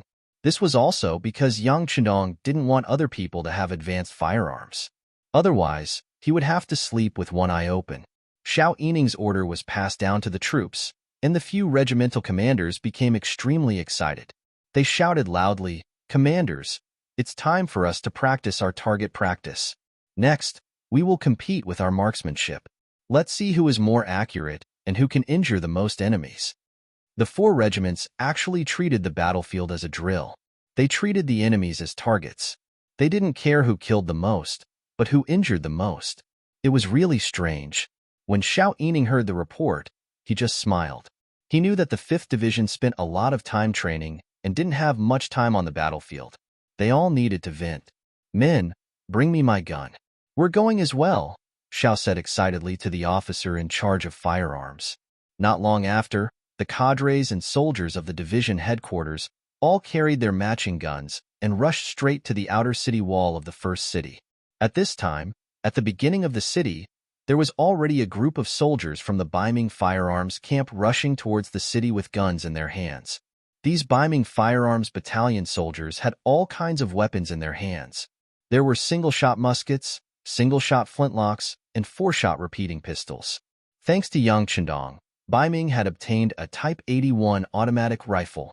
After countless craftsmen had disassembled and studied it, although they didn't know what a lathe was and couldn't successfully imitate it, the principles behind it had been researched by smart people, and the performance of firearms had improved. It was just that the ammunition was still iron bullets. Obviously, with their strength and technology, it was impossible to make real firearms bullets. Even so, this kind of improvement could be said to be obvious. At least, it was much better than in history. However, compared to the cold front soldiers, the difference was not small. Just in terms of the range of a firearm, the difference between them was like heaven and earth. For some reason, the 5-star army had now eliminated the Type 81 automatic rifle. First of all, it was not easy to make a lathe. Since they were going to imitate it, they might as well imitate the Type 95 automatic rifle. Therefore, the Type 81 automatic rifle quickly left the stage and was mostly stored in Yang Chendong's warehouse. After the soldiers of the Cold Vanguard Division were all equipped with their Type 95 submachine guns, their firing range was around 400 meters. An effective range of 300 meters was not a problem. This time, the division headquarters had requested for the enemy to be 200 meters away, which undoubtedly increased their accuracy. This allowed Lu Wu to completely grasp the rhythm of the battle. When Xiao Yining arrived with the division headquarters, the soldiers of the other regiments had already repelled the Ming army's first attack. Under the hail of bullets, more than 1,000 Ming soldiers were thrown to the ground. The cold front soldiers very well carried out the orders of the division headquarters. They tried their best to injure the enemy instead of killing them. As a result, they killed fewer people and injured more people, which affected the morale of the soldiers even more. At this time, the thousands of northern Ming soldiers who were wailing at the foot of the city walls were an example. With the existence of these wounded soldiers, the other northern Ming soldiers turned pale with fright. They didn't know if they would end up like this the next time they charged. There were also some lucky Ming soldiers who were rescued by their comrades and brought back to the barracks. However, they were still injured. Their cries of pain were heard by the other Ming army soldiers at such a close distance. Because of this, the morale of the soldiers plummeted. Many of them showed fear in their eyes. Some were even tired of fighting. In contrast, the morale of the soldiers of the 5th Division was high. In the previous wave of attacks, not a single Ming army soldier was able to get within 150 meters of them. This meant that their firearms did not pose any threat at all. Other than wasting some bullets, the entire 5th Division did not have a single injured soldier. The morale of the soldiers was getting higher and higher. Why is the division commander here? When Dang Liming saw Xiao Yining standing beside him, a confused expression appeared on his face. "All right, I'm here to train the division's marksmanship. I won't steal your credit." Seeing Dang Liming's intention, Xiao Yining shook his head helplessly and asked, "How is it? How are the results? Did we suffer any losses?" Knowing that Xiao Yining was not here to steal his credit, Dang Liming's expression immediately brightened. He patted his chest and promised, "Don't worry, The Ming army will not be able to get close to us. Furthermore, we have the battlements to defend ourselves. They are standing on open ground. This is just a target practice. The soldiers will not be in any danger. Good. Xiao Yining's face lit up. Every cold vanguard soldier was carefully selected from the Han people. Most of them were originally from Crimson Castle and Ryukyu Island. If there were any casualties, he would not be able to explain it to their families. Although it was inevitable that there would be casualties in war, Xiao Yining still hoped that there would be fewer deaths. This way, he would be able to explain it to his family. While the two were talking, the Ming army's second charge began. Compared to the previous charge of thousands of soldiers, this time there were only a few hundred soldiers. It felt more like a probing attack. Damn it, how are we going to fight with so few people? Seeing that there were less than 1,000 soldiers, Dang Liming's face was filled with displeasure. Perhaps he wished that more than 10,000 soldiers from the Ming firearms camp would charge forward. That way, he could kill to his heart's content. Xiao Yining, who also saw this scene, patted Dang Liming's head. All right, the enemy has their own way of fighting. Immediately pass down the order. The 1st Regiment, 1st Battalion, and the division headquarters are responsible for shooting. Everyone else, stop. Since the number of enemies was small, it would be too wasteful if they fired all at once. It was better to fire one battalion at a time. That way, they could make a comparison and even have a competition on the battlefield to increase everyone's enthusiasm. Naturally, the division headquarters was included. This meant that they were mixing in personal goods. The other regimental commanders could not refuse. If they refused and angered Xiao Yining, he might not even give them a chance to kill the enemy. That would be unbearable. The competition between the battalions began.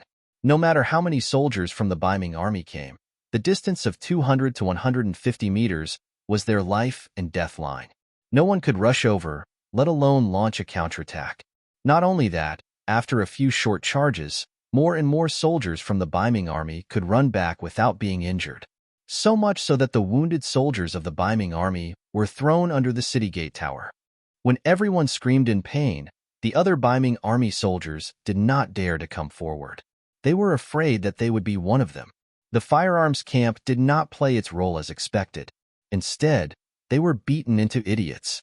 They did not even have the ability to fight back. This made Gao Yu, who was the army supervisor, very angry.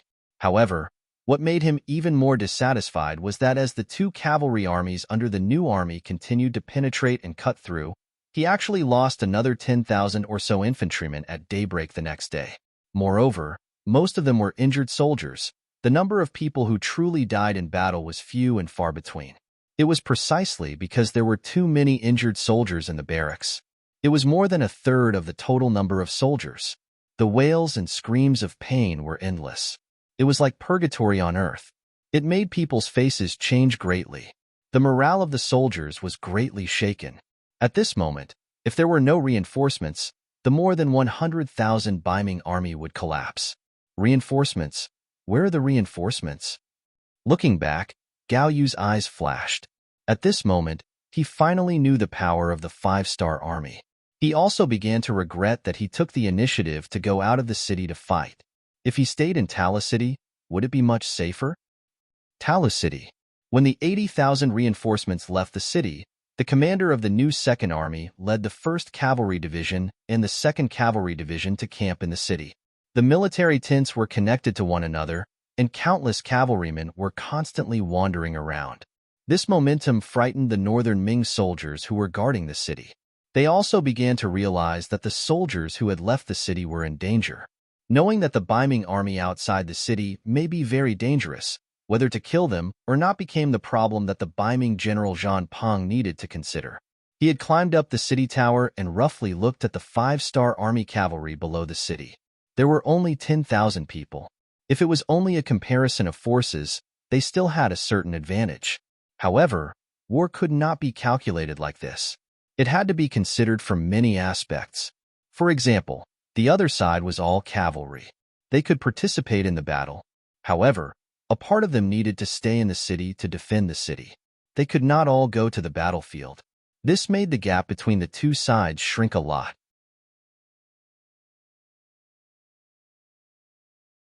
Chapter 1330. The five-star army was all cavalry, and they were infantry, which was a natural disadvantage. Outside of Tala City was a vast grassland. This kind of terrain was suitable for cavalry to spread out and attack. In contrast, infantry were at a disadvantage and lost for a while.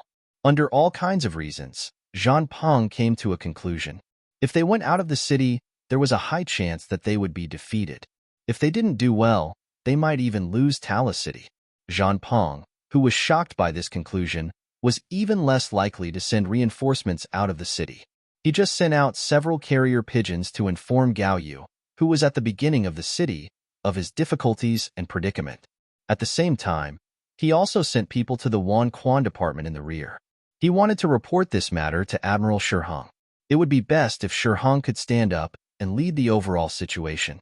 That way, no matter what he did, his responsibility would become very small. Everyone had selfish motives. Knowing that it was very dangerous to go out of the city, Zhang Peng, who wanted to shirk his responsibility, thought of asking Shi Hong to come out. After sending out several carrier pigeons, he waited for news in the city. After a sleepless night, the next day at dawn, he didn't receive any news from his superior. A chiliarch guarding the city ran in front of him. General, quickly go and take a look. A lot of our defeated soldiers have come to the city. They are now being surrounded by the five-star army cavalry. What? Let's go. Hearing the change in the situation, Zhang Peng was shocked. He quickly went out of the mansion and went straight to the city tower. Running all the way to the top of the city tower, Zhang Peng looked up and saw a lot of soldiers wearing Ming army uniforms being cut up by the five-star army cavalry. They were surrounded and attacked with bows and arrows and sabers. In less than a quarter of an hour, at least several hundred Ming army soldiers were injured on the ground, wailing and screaming. General, look! The same colonel shouted. There are nearly 1,000 of them, and they're asking if we should open the gates or not. Are we going to open them or not? Yang Qi asked. General, look! There's a group of about 1,000 of them, and they're calling out to us. Zhang Peng stood behind the battlements and looked down. Sure enough, he saw a large group of people wearing Ming army uniforms arrive at the city gate. In comparison, their team still had some fighting power. At the very least, they were able to form a defensive formation. With their spears in front of them, they blocked the five-star army's cavalry from approaching. Even so, from time to time, one or two soldiers would be injured and fall to the ground. Fortunately, the young general in command of this army had some ability. Once there was a problem, he could always let someone else fill the position. The order of the army was still maintained. However, everyone knew that they wouldn't be able to hold on for long if this continued. Therefore, the young general kept raising his head and cursing. We're all comrades. Hurry up and open the city gates. Do you want to see so many of us die here? Hearing these angry curses, the Ming army guarding the city naturally didn't dare to do anything in private. However, most people still focused their gazes on Zhang Peng, waiting for this general to make a decision. At this moment, Zhang Peng's face was extremely conflicted. When Gao Yu left, she handed Tala City to him. That was a kind of trust, but also a kind of responsibility. Logically speaking, his main task was to defend the city and prevent it from being occupied by the five-star army. Once the city gates were opened, there would definitely be a certain amount of danger. However, looking at the other soldiers, if he really didn't save them, it would definitely chill the morale of the army. It would also be a heavy blow to his authority as a commander. If he didn't handle it well, the morale of the army would be in chaos. At that time, when he gave a military order, how many people would obey? General, please make a decision. At this moment, several Kiliarchs gathered around Zhang Peng. Their faces looked like they were willing to make a decision. They were all soldiers. Anyone could encounter danger. If they didn't save them now, then when they were in trouble one day, wouldn't others treat them the same way? In the long run, several young generals certainly hoped that Zhang Peng would help. This was not only saving others, but also saving themselves. Originally, Zhang Peng was very hesitant. Now that several Kiliarchs were pressuring him, the balance in his heart began to tilt. He asked in a deep voice, if the city gates are opened, will the five-star army's cavalry charge into the city? This meant that Zhang Peng was going to compromise. After hearing this, the other young generals' faces flashed with joy. A quick-witted Chiliarch quickly replied, "They shouldn't. We can use bows and arrows to attack. When the time comes, as long as the city gates are opened fast enough, the 5-star army won't be able to charge into the city." "That's right. General, look. The 5-star army's cavalry doesn't seem to be paying attention to us. They probably don't think that we will open the city gates. There aren't many cavalry here, so our safety shouldn't be a problem." Another Chiliarch pointed below the city and explained to Jean Pong. The other Chiliarchs also quickly explained the problem from various angles. All of them expressed the same meaning. That was, as long as they moved fast enough and were prepared, the 5-star army wouldn't be able to enter the city. They wouldn't be able to take any advantage. Seeing that everyone was so confident, Jean Pong took a deep breath and said, "Okay, this general believes you. Since that's the case, prepare enough bows and arrows. We will open the city gates in a while, but we must be fast. We can't let the enemy cavalry enter the city." Yes. Jean Pong finally made a decision. The other Chiliarchs were also very happy. At this moment, they all cupped their fists and agreed. After all, their superior was benevolent. Just this point alone wasn't a bad thing for everyone. With this order, many archers appeared on the city walls of Tulu City. The city gates were also opened from the inside. Over 100 northern Ming soldiers took this opportunity to rush out of the city gates. They shouted to the 1,000 or so comrades who were standing behind them, Quickly retreat. We have archers to cover you." "Many thanks." The Chiliarch, who had been cursing non-stop, had a look of excitement on his face. He immediately ordered his soldiers to retreat into the open city gates. Behind them, the 5-star army's cavalry that wanted to approach were forced back by the thousands of arrows from the city walls. It was like a net of arrows, making it impossible for anyone to enter. "Ha ha ha, it's done." Jean Pong, who was nervously staring at the city walls, couldn't help but let out a sigh of relief when he saw the 1,000 or so soldiers from the Ming army being rescued. No matter what, saving 1,000 people could be considered a meritorious service. At the same time, he would be able to find out what had happened outside from these people. He would be able to find out why the 5-star army's cavalry had appeared and why the Ming army had been defeated. Before Jean Pong could finish his sigh of relief and before he could ask the retreating soldiers what happened outside, the situation on the battlefield suddenly changed. The 5-star army's cavalry that was still far away suddenly gave up on surrounding the Ming soldiers. Instead, they angrily rushed towards the city gates that were slowly closing. "Ha ha ha, are they crazy? Isn't it too late to come now?"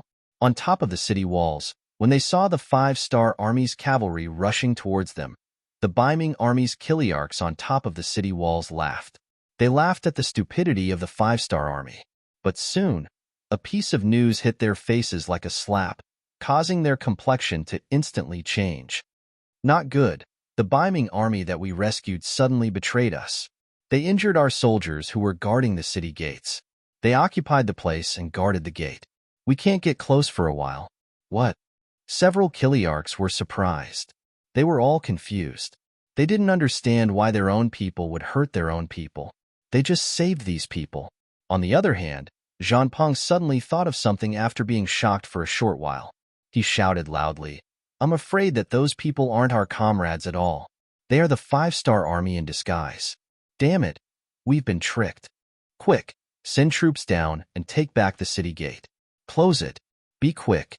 At this time, Jean Pong shouted in hindsight. However, how could it be so easy to turn the tables? Under the 5-star army's long preparation, specifically under the new 2nd Army's commander she's planning, the moment they opened the city gates, they were doomed to fail. Just last night, there were cavalry scouts who reported that they discovered many defeated Ming army infantrymen in the direction of Saihan Mountain. They asked for instructions on what to do. She was currently in the large tent when he was woken up. After hearing this news, he knew that the development of the war had already deviated from its original path. According to Yang Qindong's previous analysis, once the war started, the new 2nd Army's 2 cavalry divisions would face the danger of being attacked from 2 sides by the Ming army. Because of this, she decided to defend this place no matter what. With the cavalry he brought, he still had a certain advantage. However, when he really brought his troops to Tulu City, the Biming army's reaction was a bit unexpected. The Biming army inside the city actually didn't make any movements. They just stood on the city gate tower, allowing them to set up formations and set up tents. This was because the Biming army was scared. When he saw this change, she quickly made the decision to adapt to the changes on the battlefield. Perhaps the previous military plans were done well, but a general who couldn't adapt to changes wasn't a general. He was just a machine. From the possibility of being attacked from two sides to the current Biming army holding back their troops, the new Second Army's 2 cavalry divisions were safe. However, she wasn't satisfied with this result. He already began to boldly imagine if he could find an opportunity to capture Tulu City and completely cut off the several 100,000 Biming army's path of retreat. If he had made this suggestion before, it clearly wouldn't have been appropriate. But now, the cowardly behavior of the 50,000 infantrymen in Tulu City made she see hope. It was just that he couldn't immediately find a breakthrough point. The scouts who came to report in the middle of the night opened up a window in Shibi's heart, allowing him to see an opportunity and hope to attack Tulu City. Shibi called over the 1st Cavalry Division's commander Qiao and the 2nd Cavalry Division's commander Li Jun. After a round of discussion, the 3 of them decided to disguise themselves as the Biming army to trick the enemy into opening the city gates.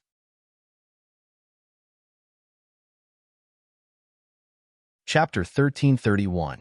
In order to win this battle in one fell swoop, the commander of the 1st Cavalry Division, Qiao, volunteered to take on the task of luring the enemy to open the gate. He personally selected 1,000 Han soldiers and changed into the Biming army's uniform.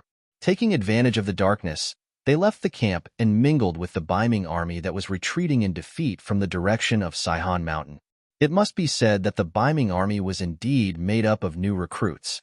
Normally, they looked rather powerful, but when they encountered a sudden attack, especially when they heard the rumbling of the 5-star army's warhorses, their fighting spirit quickly collapsed. A portion of them didn't even have time to brandish their weapons and arrows before running back. They had escaped from Tulu City. In many people's hearts, they believed that it would be safe to escape back here. After all, with the city walls as a shield, even if it was only psychologically, it could still give people a sense of comfort. In addition, it was nighttime. The addition of Qiao's 1,000 soldiers didn't cause any chaos at all. When daybreak arrived, Qiao led his 1,000 soldiers and intentionally began to approach Tulu City's gates. Under the new Second Army's deliberate carelessness, they were the first to arrive in front of the city gates. As expected, they attracted Zhongping's attention. Because of this, the city gates were opened. This was tantamount to giving Qiao an opportunity to display his abilities. Speaking of which, Qiao wasn't an ordinary person. He was an outstanding student from the Yang Family Academy in Crimson City. After graduation, he entered the Ministry of Public Security and completed some bandit suppression missions. Later, because of his outstanding performance, he was transferred to the Army headquarters as a combat staff officer. His performance was also outstanding. This time, there was a problem with the new Second Army. All of the division-level officers needed to be replaced. Qiao obtained this opportunity. Based on his performance, he was selected to enter the new Second Army and become the commander of the 1st Cavalry Division. Everything seemed to be going smoothly, but only Qiao himself knew that his military contributions were still too little. If it wasn't because the new Second Army had many problems and was only responsible for defending the city and transporting supplies, the position of commander wouldn't have been his. It was precisely because everyone looked down on the new Second Army that he picked up a loophole. Now, the new Second Army had a combat mission, and it was personally given by the 6th young master, the principal. Just based on this, Qiao decided to perform well. He could not embarrass the principal, and he had to show his best side. He took the initiative to fight, and got the chance to lure the enemy to open the city gate. After careful planning and good performance, the city gates were finally opened.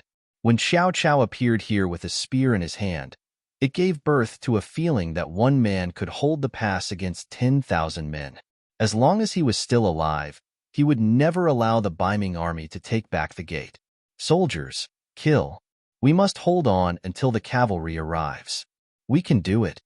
Xiao Chao shouted loudly to encourage his soldiers, raising their morale. Below the city gate tower, more and more Ming army were rushing over. General Zhang Peng had issued a death order. No matter what, they had to take back the city gate. For this, they didn't hesitate to pay any price. Zhang Peng was really anxious. Originally, he wanted to save people out of kindness. Of course, he also wanted to make a contribution. But who would have thought that the people he saved were the enemy? This was a serious dereliction of duty. If he couldn't drive these people out, once the city gate was broken, he would be the biggest sinner. Zhang Peng's desperate counterattack suddenly increased the pressure on Xiao Chao. He and his soldiers had no choice but to start a massacre. They weren't just hurting people, they were killing people. When their military uniforms were dyed red with blood, the corpses of Ming soldiers were piled up outside the city gate. This kind of ruthlessness finally shocked the Ming army who were preparing to attack. Although these Ming army had also been trained, this was their first time on the battlefield. When the flesh and blood scattered all over the ground, the smell of blood assailed their nostrils. Many people vomited because of this.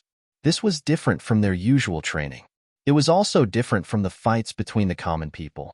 This was a battle of life and death. Once they rushed forward, they would often fight to the death. No one would not cherish their own life. The only difference was whether it was worth it or not. They only had limited military pay. Just because of the general's order, they had to pay with their own life. After they died, it was difficult to get any pension policy. After they died, their family would not be taken care of. So, why should they be bathed in blood and kill? Where did their hot blood come from? In contrast, Xiao Chao and his soldiers didn't have these worries. The Yangtze government had a very sound pension policy for the soldiers. If you died in battle, your family would benefit. If you died because of meritorious service, your family would also follow you for a lifetime of glory. There were many benefits to meritorious service. If you died in battle, your family would also benefit a lot. This made everyone have no worries. Using their lives on the battlefield became a matter of course.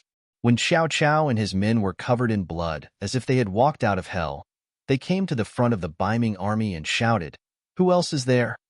The Ming army involuntarily began to retreat. This was a fear that came from the depths of their bones. Go, go, go. Comrades, get out of the way. Our cavalry is coming. Just as Xiao Chao and his soldiers were confronting the Ming army, behind them, the cavalry brothers of the new Second Army finally broke through the rain of arrows and entered the city gate. When the cavalry arrived, the situation on the battlefield changed dramatically. The cavalry borrowed the momentum of their horses. When they casually swung their sabers, they could carry a force of several hundred jin. Wherever they went, anyone who tried to resist was either cut in half or heavily injured by the charge of the warhorse. This was the advantage cavalry had over infantry.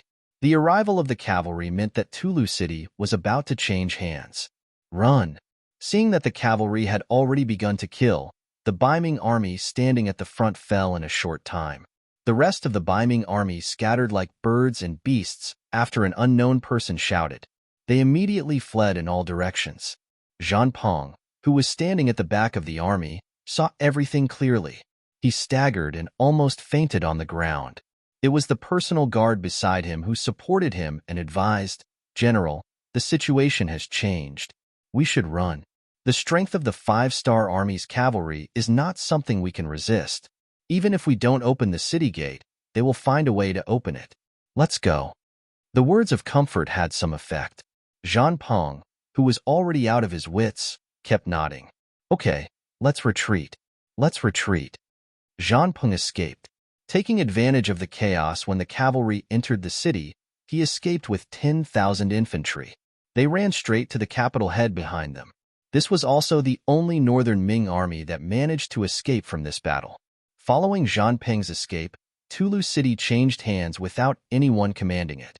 She led the cavalry into the city and saw piles of provisions and gold and silver in the large warehouse. These were the provisions Ming army had prepared for their 400,000-strong army. Now, they had benefited the 5-star army. She entered the city under the protection of a group of cavalry and entered Shi Heng's courtyard. Then, she sent a telegram to Yang Chendong. In this battle, she once again proved herself. It also proved that the new Second Army was a strong army that could fight. They completed their mission beyond expectations and made the impossible possible. They seized Tulu City and completely cut off the Ming army's path of retreat.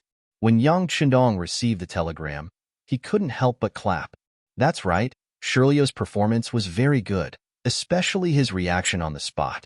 Come, everyone in the army report to the new Second Army for commendation. Also, inform Shirlu to report all the meritorious officials in this battle. Yang Chendong's mood improved greatly because of this, his expression no longer as cold as before. Speaking of which, Yang Chendong's mood wasn't that good. It was all because of the telegram sent by the heavy cavalry regiment. They were surrounded by Ming's Liaodong cavalry. They were determined to live and die with the enemy. This telegram clearly stated their situation, but at the same time, it could also be said to be a resolute telegram. How could Yang Chendong agree that a heavy cavalry regiment was about to be wiped out? He immediately replied with a telegram, asking the regiment commander to hold on until reinforcements arrived. At the same time, he reported the situation to the 1st Cavalry Division, the 101st Regiment, and the division that were looking for Ming's Liaodong cavalry on the battlefield. He asked them to quickly provide support to the heavy cavalry regiment.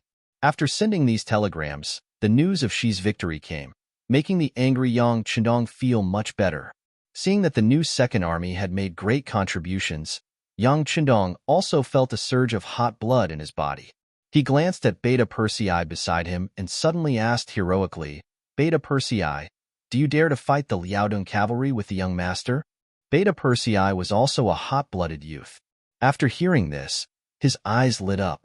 He instinctively wanted to agree, but his mouth opened and he became hesitant. Of course, he himself wanted to fight Ming's Liaodong cavalry. This army was also famous.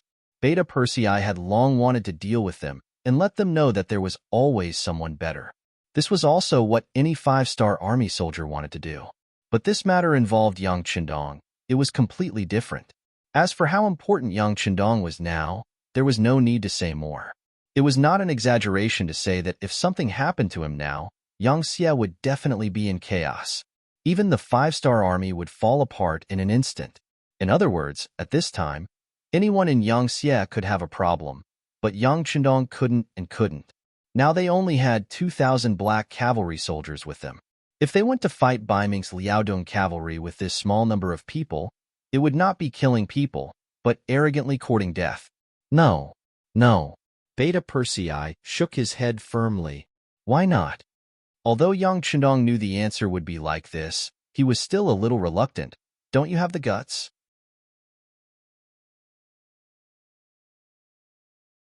Chapter 1332. No. Young master's body is priceless. How can he take risks so easily? Beta Persei said, unmoved. Yang Chendong did not back down because of this and continued to persevere. How can it be called taking risks? With the protection of the strongest black cavalry in the world, how can it be dangerous? Or are you saying that you have no confidence in the black cavalry? Beta Persei quickly shook his head and said, how can I not have confidence? The black cavalry is the strongest army in the world. No one can compare to them. Ha. If that's the case, then what are you hesitating for? Since they are the strongest, young master, my safety is of course guaranteed, right? All right, gather the black cavalry immediately and set off with the young master to kill the enemy. Yang Chendong misunderstood Beta Persei's intention and laughed loudly before giving out orders. Soon, the first Captain Xiu Vi, the second Captain Dao Xiao, and the others led the 2,000 black cavalry and appeared in front of Yang Chendong's tent. At this moment, seeing that Yang Chendong was about to leave the tent, Beta Persei was still loudly persuading him. Young master, you can't take risks. What do you mean by taking risks? We are going to kill the enemy. Let me tell you, young heir, this young master has already made up his mind. If you are still trying to persuade me, then after this battle, you should return to Crimson City. I think you have grown old and your courage has shrunk. After coldly throwing down these words, Yang Chendong strode out of the large tent. Beta Persei could no longer persuade him after he said such words. He could only follow behind Yang Chendong. He had already decided that no matter what happened, he would stand in front of Yang Chendong. Even if it was dangerous, he would become a meat shield to protect the young master's safety. Yang Chendong, who was outside the tent, indicated that he wanted to enter the battlefield and find trouble with Bai Ming's Liaodong cavalry. This order naturally caused the 2,000 black cavalry dragon guards to be extremely excited. Although it was a very proud thing to be able to follow Yang Chendong, if there was a chance to go to the battlefield and kill the enemy, no one would refuse. Because that was the battlefield that men should go to. That was the best place to prove themselves and show off. The 2,000 black cavalry, under Yang Chendong's encouragement, everyone's morale was high. Then, they brought their equipment and rushed straight to the area where Bai Ming's Liaodong cavalry might appear. Yang Chendong's trip was not only to kill the enemy, but also to use himself as bait. He believed that even if Fang Dingshan had the ability to endure, once he knew that he was here, he would definitely not be able to endure it and appear. Contact the other armies at any time and inform them of our location. Yang Chendong wasn't a hothead. He naturally knew the importance of safety. He wouldn't just randomly charge around in anger. He had his own plan for every step he took. For example, his appearance would definitely attract the attention of Bai Ming's Liaodong cavalry. Perhaps he would soon solve the problem of the heavy cavalry regiment being surrounded. After all, compared to himself and the heavy cavalry regiment, which target was more important, presumably, even a fool would be able to tell. Heavy cavalry regiment.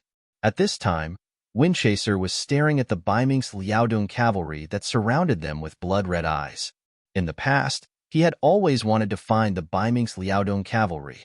He wanted to compete with them to prove that he was the strongest. Because of this, after receiving the military order, Windchaser immediately led the 5,000 heavy cavalry regiment into the grassland and entered the Bai Ming's Liaodong cavalry's area of activity. Their luck was not bad. They quickly found a group of Bai Ming's Liaodong cavalry that had the same number of people, or it could be said that the other party had discovered them and took the initiative to appear. Then, a great battle ensued. The heavy cavalry regiment used facts to prove their ability. Using the advantage of heavy armor and the 3-meter-long blades in their hands, they heavily injured the enemy. In one battle, they killed 2,000 of the enemy and injured 1,000 of them. They had basically crippled the 5,000 Bai Ming's Liaodong cavalry. Then came the pursuit. Windchaser wanted to continue expanding the battle results, but the weakness of the heavy cavalry regiment was exposed. Because their armor and weapons were too heavy, long-distance running was not suitable for them. However, because the Bai Ming's Liaodong cavalry looked like they were about to run out of energy, they continued to chase. After running for a few dozen li, Windchaser found that the heavy cavalry regiment had expended too much energy. Just as he ordered the army to stop, countless Bai Ming's Liaodong cavalry appeared from all directions. Looking from afar, there were at least 20,000 of them. At this time, how could Windchaser not know that he had fallen into a trap? However, with their heavy armor, he was not afraid. Instead, he launched 2 counterattacks. However, the general of the Bai Ming's Liaodong cavalry, Luo Baikuan, was very smart. Once he discovered the heavy cavalry regiment charging over, he continuously retreated. He only used arrows to stop them and did not engage in close combat. After 2 consecutive attacks, the horses of the heavy cavalry regiment were already panting. Some of the horses could no longer bear the weight and fell to the ground. Cavalry soldiers without horses were like infantry soldiers without legs. Windchaser quickly ordered the army to dismount and prepare to meet the enemy. Then, the Bai Ming's Liaodong cavalry began to charge. Using the advantage of the horses, the enemy charged 3 times and killed over 1,000 soldiers of the heavy cavalry regiment, while the enemy suffered less than 50 casualties. Windchaser, who did not have a horse, finally saw the weakness of his side. He knew that it was all because he wanted to quickly gain merit. He immediately sent the telegram to Yang Chendong, and then had the soldiers form a circle with the horses in the center. They were ready to meet the enemy at any time. The Bai Ming's Liaodong cavalry that surrounded them did not seem to be in a hurry. Other than using arrows, they did not charge. It was clear that they wanted to use up the remaining strength of the heavy cavalry regiment. After all, being surrounded, Windchaser and his soldiers could not get enough rest. In addition, they could not replenish their rations and water. After a long time, it could be said that they would collapse without a fight. Luo Baikuin clearly wanted to obtain victory without shedding a drop of blood. For this reason, they had waited for half a day. Once he found that the heavy cavalry regiment wanted to rest, he would order the cavalry to release their arrows and prepare to charge. After a few rounds, the heavy cavalry regiment was exhausted and the sky slowly darkened. But even after the sky darkened, the Baiming's Liaodong cavalry still continued to attack. During this time, they took the opportunity to launch a cavalry charge and took the lives of another 500 soldiers. They left behind dozens of corpses and left. From dusk to dawn, the eyes of the heavy cavalry regiment soldiers who had endured through the night were blood-red, and Windchaser was even more so. He had even thought of charging back more than once. The horses had recovered some strength after a night of rest, but Yang Qindong's telegram clearly told them to defend and wait for reinforcements. They could not charge. In the face of the sixth young master's orders, Windchaser did not dare to disobey. He could only hold on and hope that reinforcements would arrive sooner. But the grasslands were so big that even if the cavalry wanted to rush to the battlefield, it would take a long time. The heavy cavalry regiment was destined to continue waiting. Just like this, the sky darkened again. In the blink of an eye, it was day again. When the sky brightened, Windchaser forced himself to close his eyes to look at the situation of the Baiming's Liaodong cavalry. He was shocked to find that the enemies that surrounded them had already retreated. They actually retreated? Windchaser's face was filled with confusion. He personally ordered a few cavalry to get on their horses to scout for information. He was worried that this was another enemy's plan to lower his guard and then counterattack. Not long after the cavalry left, they returned. This meant that there was not a single Baiming Liaodong cavalry within 10 li of them. Although Windchaser did not know the reason, he knew that he was safe. He immediately ordered that other than sending out a few cavalry scouts, everyone else should take the time to rest. In this battle, more than half of the 5,000 heavy cavalry regiment's cavalry had died. They were almost crippled. The morale of the army was greatly affected. Their stamina was also greatly depleted. Right now, they needed a good rest. He slept from dawn to the afternoon until the scouts returned. They said that the new 101st Army commander had brought reinforcements 8 miles away. Windchaser hurriedly got up. Then, he organized the troops and prepared to welcome them.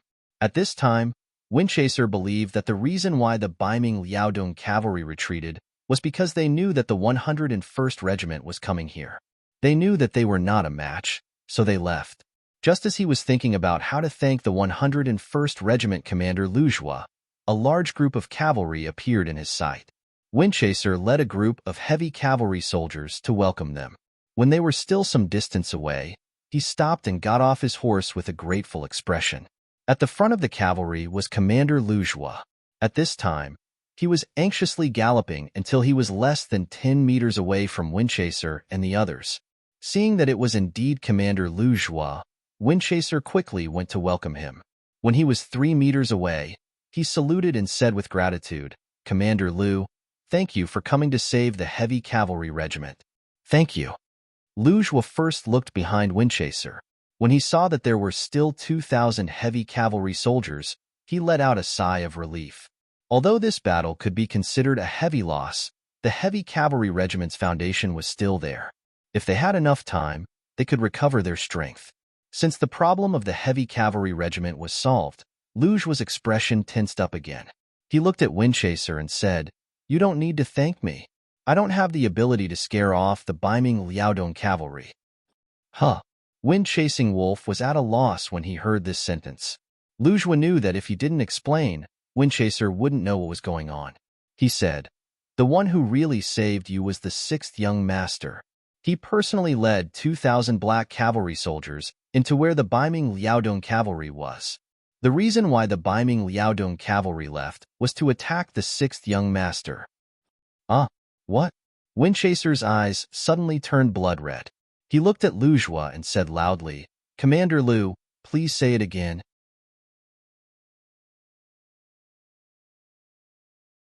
Chapter 1333. I said that in order to save you, the 6th young master took the initiative to appear on the battlefield and attracted the attention of Baiming's Liaodong cavalry. The cavalry that surrounded you didn't leave because of our arrival. They left because of the sixth young master.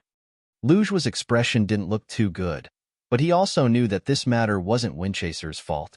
After all, young Chendong took the initiative to do this. Luju was shouted happily, but Windchaser's face was already covered in tears. He didn't expect that in order to save him, the sixth young master would take the risk. In this case, he was such a bastard. Thinking of this, he raised his hand and gave himself a big slap. His 5 bright red fingers imprinted on his face. Okay. Seeing Windchaser hurting himself, Luju shook his head. Now is not the time for us to blame ourselves. How to save the sixth young master is the most important thing. I still have to lead the 101st Division forward. Since you are safe, go back to the first city and have a good rest. After saying this, Luju was ready to leave. In his eyes, saving young Chendong was the most important thing. But if he wanted to leave now, he needed Windchaser's permission. With a plop, Windchaser got off his horse and knelt in front of Luju's horse. Commander Lu, please allow me to go with you. Luju was shocked by this kneeling. After understanding Windchaser's meaning, he had to shake his head. Captain Windchaser, I want you to go back and rest. This is what the sixth young master said in the telegram. What you should do now is to obey the military order. Do you understand? No. Windchaser shook his head with a painful expression. The sixth young master came to save me. How can I do nothing? How about this? The rest of the heavy cavalry regiment will go back and rest. I will go with you alone, okay? At this moment, Windchaser had to follow Luju even if he had to violate military orders. This was the only thing he could do. Luju really wanted to say that it was hard to disobey military orders. However, looking at Zhu Feng's tear-streaked face and red eyes, he couldn't bring himself to say those harsh words. He could only nod his head and say, "All right, then you'll go and follow behind this army commander." Mount Chiyun. Although it was called a mountain, it was actually just a slightly higher hillside. It was located on the grassland, and there was nothing around it to block the view. Under the strong wind and sand, most of the trees on the mountain had withered, leaving only 3 to 5 small trees standing there. However, due to the high terrain, there was not enough water, so it was only a matter of time before it dried up. Yang Chendong chose to set up camp here for the 2,000 black cavalry soldiers. Firstly, the terrain here was high, so they didn't have to worry about the Beiming Liaodong cavalry scouts not being able to see them. Secondly, the terrain here was open, so it was more suitable for the cavalry to appear in a large area. Thirdly, from the high ground, it could be used as an unstoppable force. Guarding this place, they only needed to prepare enough water and food. Although it couldn't be said that one man could hold the pass against 10,000, it was still better than being surrounded by enemies on all sides. Yang Chendong was not disappointed even though he intended to be discovered by others. Soon, the scouts of the northern Ming Kingdom's Liaodong Iron Cavalry appeared in the surroundings. They were constantly running back and forth as if they wanted to confirm the true identity of this group. Yang Chendong, who wanted to attract attention and save the heavy cavalry regiment, wore a golden battle robe and rode out on a white dragon. He roared at the sky and shouted in a very imposing manner, "This king is Bugnam of Gojoseon, Yang Chendong. You little rascals dare to spy here. Why aren't you quickly retreating?" Just this shout alone was full of energy and could be said to be earth-shattering. Under the shout, there were indeed many scouts who quickly dispersed. Those who stayed behind also maintained a sufficient distance from them. It really was as if one sentence could shake 10,000 soldiers. After shouting away those annoying scouts, he could also use them to inform their masters. Yang Chendong believed that it wouldn't be long before there would be enemies everywhere. Only then did he nod in satisfaction. He turned to the black cavalry and said, "Chop down all the surrounding wood and stack it together to form a defensive position. Quickly do it." The Black Knight Dragon Guards, who had always regarded Yang Chendong as their leader and worshipped him as a god, immediately agreed and began to get busy. As their leader, Beta Persei naturally didn't have to do any work. He came to Yang Chendong's side and asked in a low voice, "Young master, should we send a telegram now and let the other cavalry troops gather here?" "No hurry, this will only alert the enemy. Let's wait a little longer. By the way, Let the soldiers separate some of them to check the guns. They haven't been used for a while. Don't let anything happen. Yang Chendong waved his hand casually. He dared to appear here with 2,000 black cavalry because he relied on firearms. This was the strength of the black cavalry. They combined all the advantages of the cold front and cavalry. They had the ability to charge quickly and also the ability to suppress the enemy with firearms. Otherwise, even if he was confident, he wouldn't dare to take only 2,000 men to challenge the 100,000 Ming Liaodong heavy cavalry. Okay. Beta Persei happily agreed and turned to do it. He was really worried that the young master would immediately dispatch other troops, so there would be someone to steal their credit. Now, 2,000 against 100,000. Even if they couldn't get half of them, it was enough to kill to their heart's content. Only a thick-skinned person like Beta Persei would think this way. Perhaps in his eyes, Yang Chendong's existence was an invincible legend. As for the scouts of Ming Liaodong heavy cavalry, they left excitedly after seeing Yang Chendong appear in Qian Mountain and reported to Fang Dingshan, who was hiding in a mountain forest 80 miles away. Fang Dingshan was very cunning. He didn't stay with Gao Yu's hundreds of thousands of soldiers because he was afraid that he would be implicated by the other party. He was just an army supervisor who had never fought in a war. It didn't seem credible to say that he could defeat the 5-star army in one battle. However, Fang Dingshan didn't have the intention to dissuade Gao Yu. He didn't even look suspicious. He had his own calculations, or rather, he needed someone to attract the attention of the 5-star army. This would make it easier for him to do things. Things developed as he expected. The scouts reported that Gao Yu's situation wasn't very good. After the siege was blocked, the cannons were blown up. It was said that the 5-star army had surrounded them. It seemed that things weren't looking good for them. Fang Dingshan, who rejoiced at his foresight, immediately locked onto the 5-star army's heavy cavalry regiment and waited for the news of victory. Fang Dingshan was still very capable. At least, he had done a lot of work to understand the 5-star army. For example, the heavy cavalry regiment was one of the targets he carefully understood. Then, he found the weakness of the other party. It was because their equipment was heavy and they couldn't fight for a long time. After finding the weakness, he only needed to counteract it. This was how the heavy cavalry regiment was surrounded.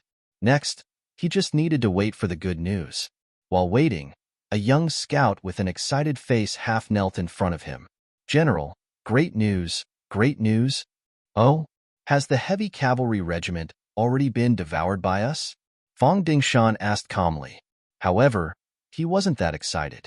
Although it was a merit to take down a heavy cavalry regiment, the other party only had 5,000 cavalrymen after all. For him who had 100,000 cavalrymen, it wasn't a big deal. No. The scout's face was still red because of his excitement. "General, we found Bugnam of Gojoseon."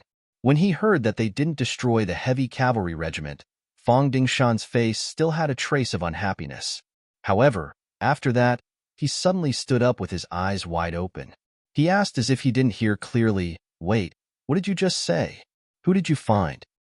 "General, we found Bugnam of Gojoseon. He only brought 2,000 black cavalry soldiers to Qian Mountain." The scout's voice rose an octave.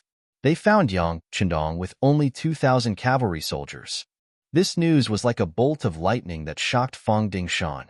He was so happy that he couldn't close his mouth. As for whether it was the black cavalry or not, he didn't care. After all, there were only 2,000 people. How could they be a match for his elite Ming Liaodong heavy cavalry? Excitement, excitement. It wasn't an exaggeration to say that the biggest threat to Ming wasn't the southern Ming dynasty, nor was it Yang Xie or the 5-star army. It was Yang Chendong. As long as he got rid of this person, it was equivalent to getting rid of the biggest worry in his heart. This way, the emperor could sit back and do what he wanted to do without any worries. It wasn't an exaggeration to say that whoever could kill Yang Chendong would definitely be a great contributor to Ming. No, it would also be a great contributor to the southern Ming dynasty. In short, it would be a blessing for the great Ming dynasty. For this, it would be worth it even if they had to pay a huge price. Fang Dingshan was also tempted by such a great contribution. However, after seeing the strength of the 5-star army, he had no choice but to suppress this thought. He never thought that an opportunity would appear like this. Yang Chendong would appear in his field of vision with only 2,000 cavalry soldiers. Could it be that the heavens wanted him to die and wanted to give him a great contribution? The more he thought about it, the more excited he became. After a long while, Fong Dingshan finally calmed down. When he looked at the scout, his eyes were full of excitement. Did you find out if there are any other 5-star army soldiers moving around? Fong Dingshan couldn't be blamed for asking this. Yang Chendong's sudden appearance with so few guards around him, he couldn't help but wonder if this was a trap. No, this general has already sent out all the scouts. There are no traces of the 5-star army within a 100-li radius. I have already arranged for them to continue expanding the search area. How could the scout not understand this logic? If he couldn't even figure out this problem, he wouldn't be worthy of being a scout. Enough, enough. After hearing that there were no 5-star army movements within a 100-li radius, Fong Dingshan nodded his head in satisfaction. So what if Bailey Woody was really a trap? As long as he was given 4 hours, he could use his army to eliminate these 2,000 cavalry soldiers. This way, once Yang Chenong died, the so-called encirclement would be meaningless. Did you see clearly? Was that Bugnom of Gojoseon? You're tuning in to the Warrior Lore YouTube channel. Don't forget to subscribe and join us on this journey to catch the most captivating stories.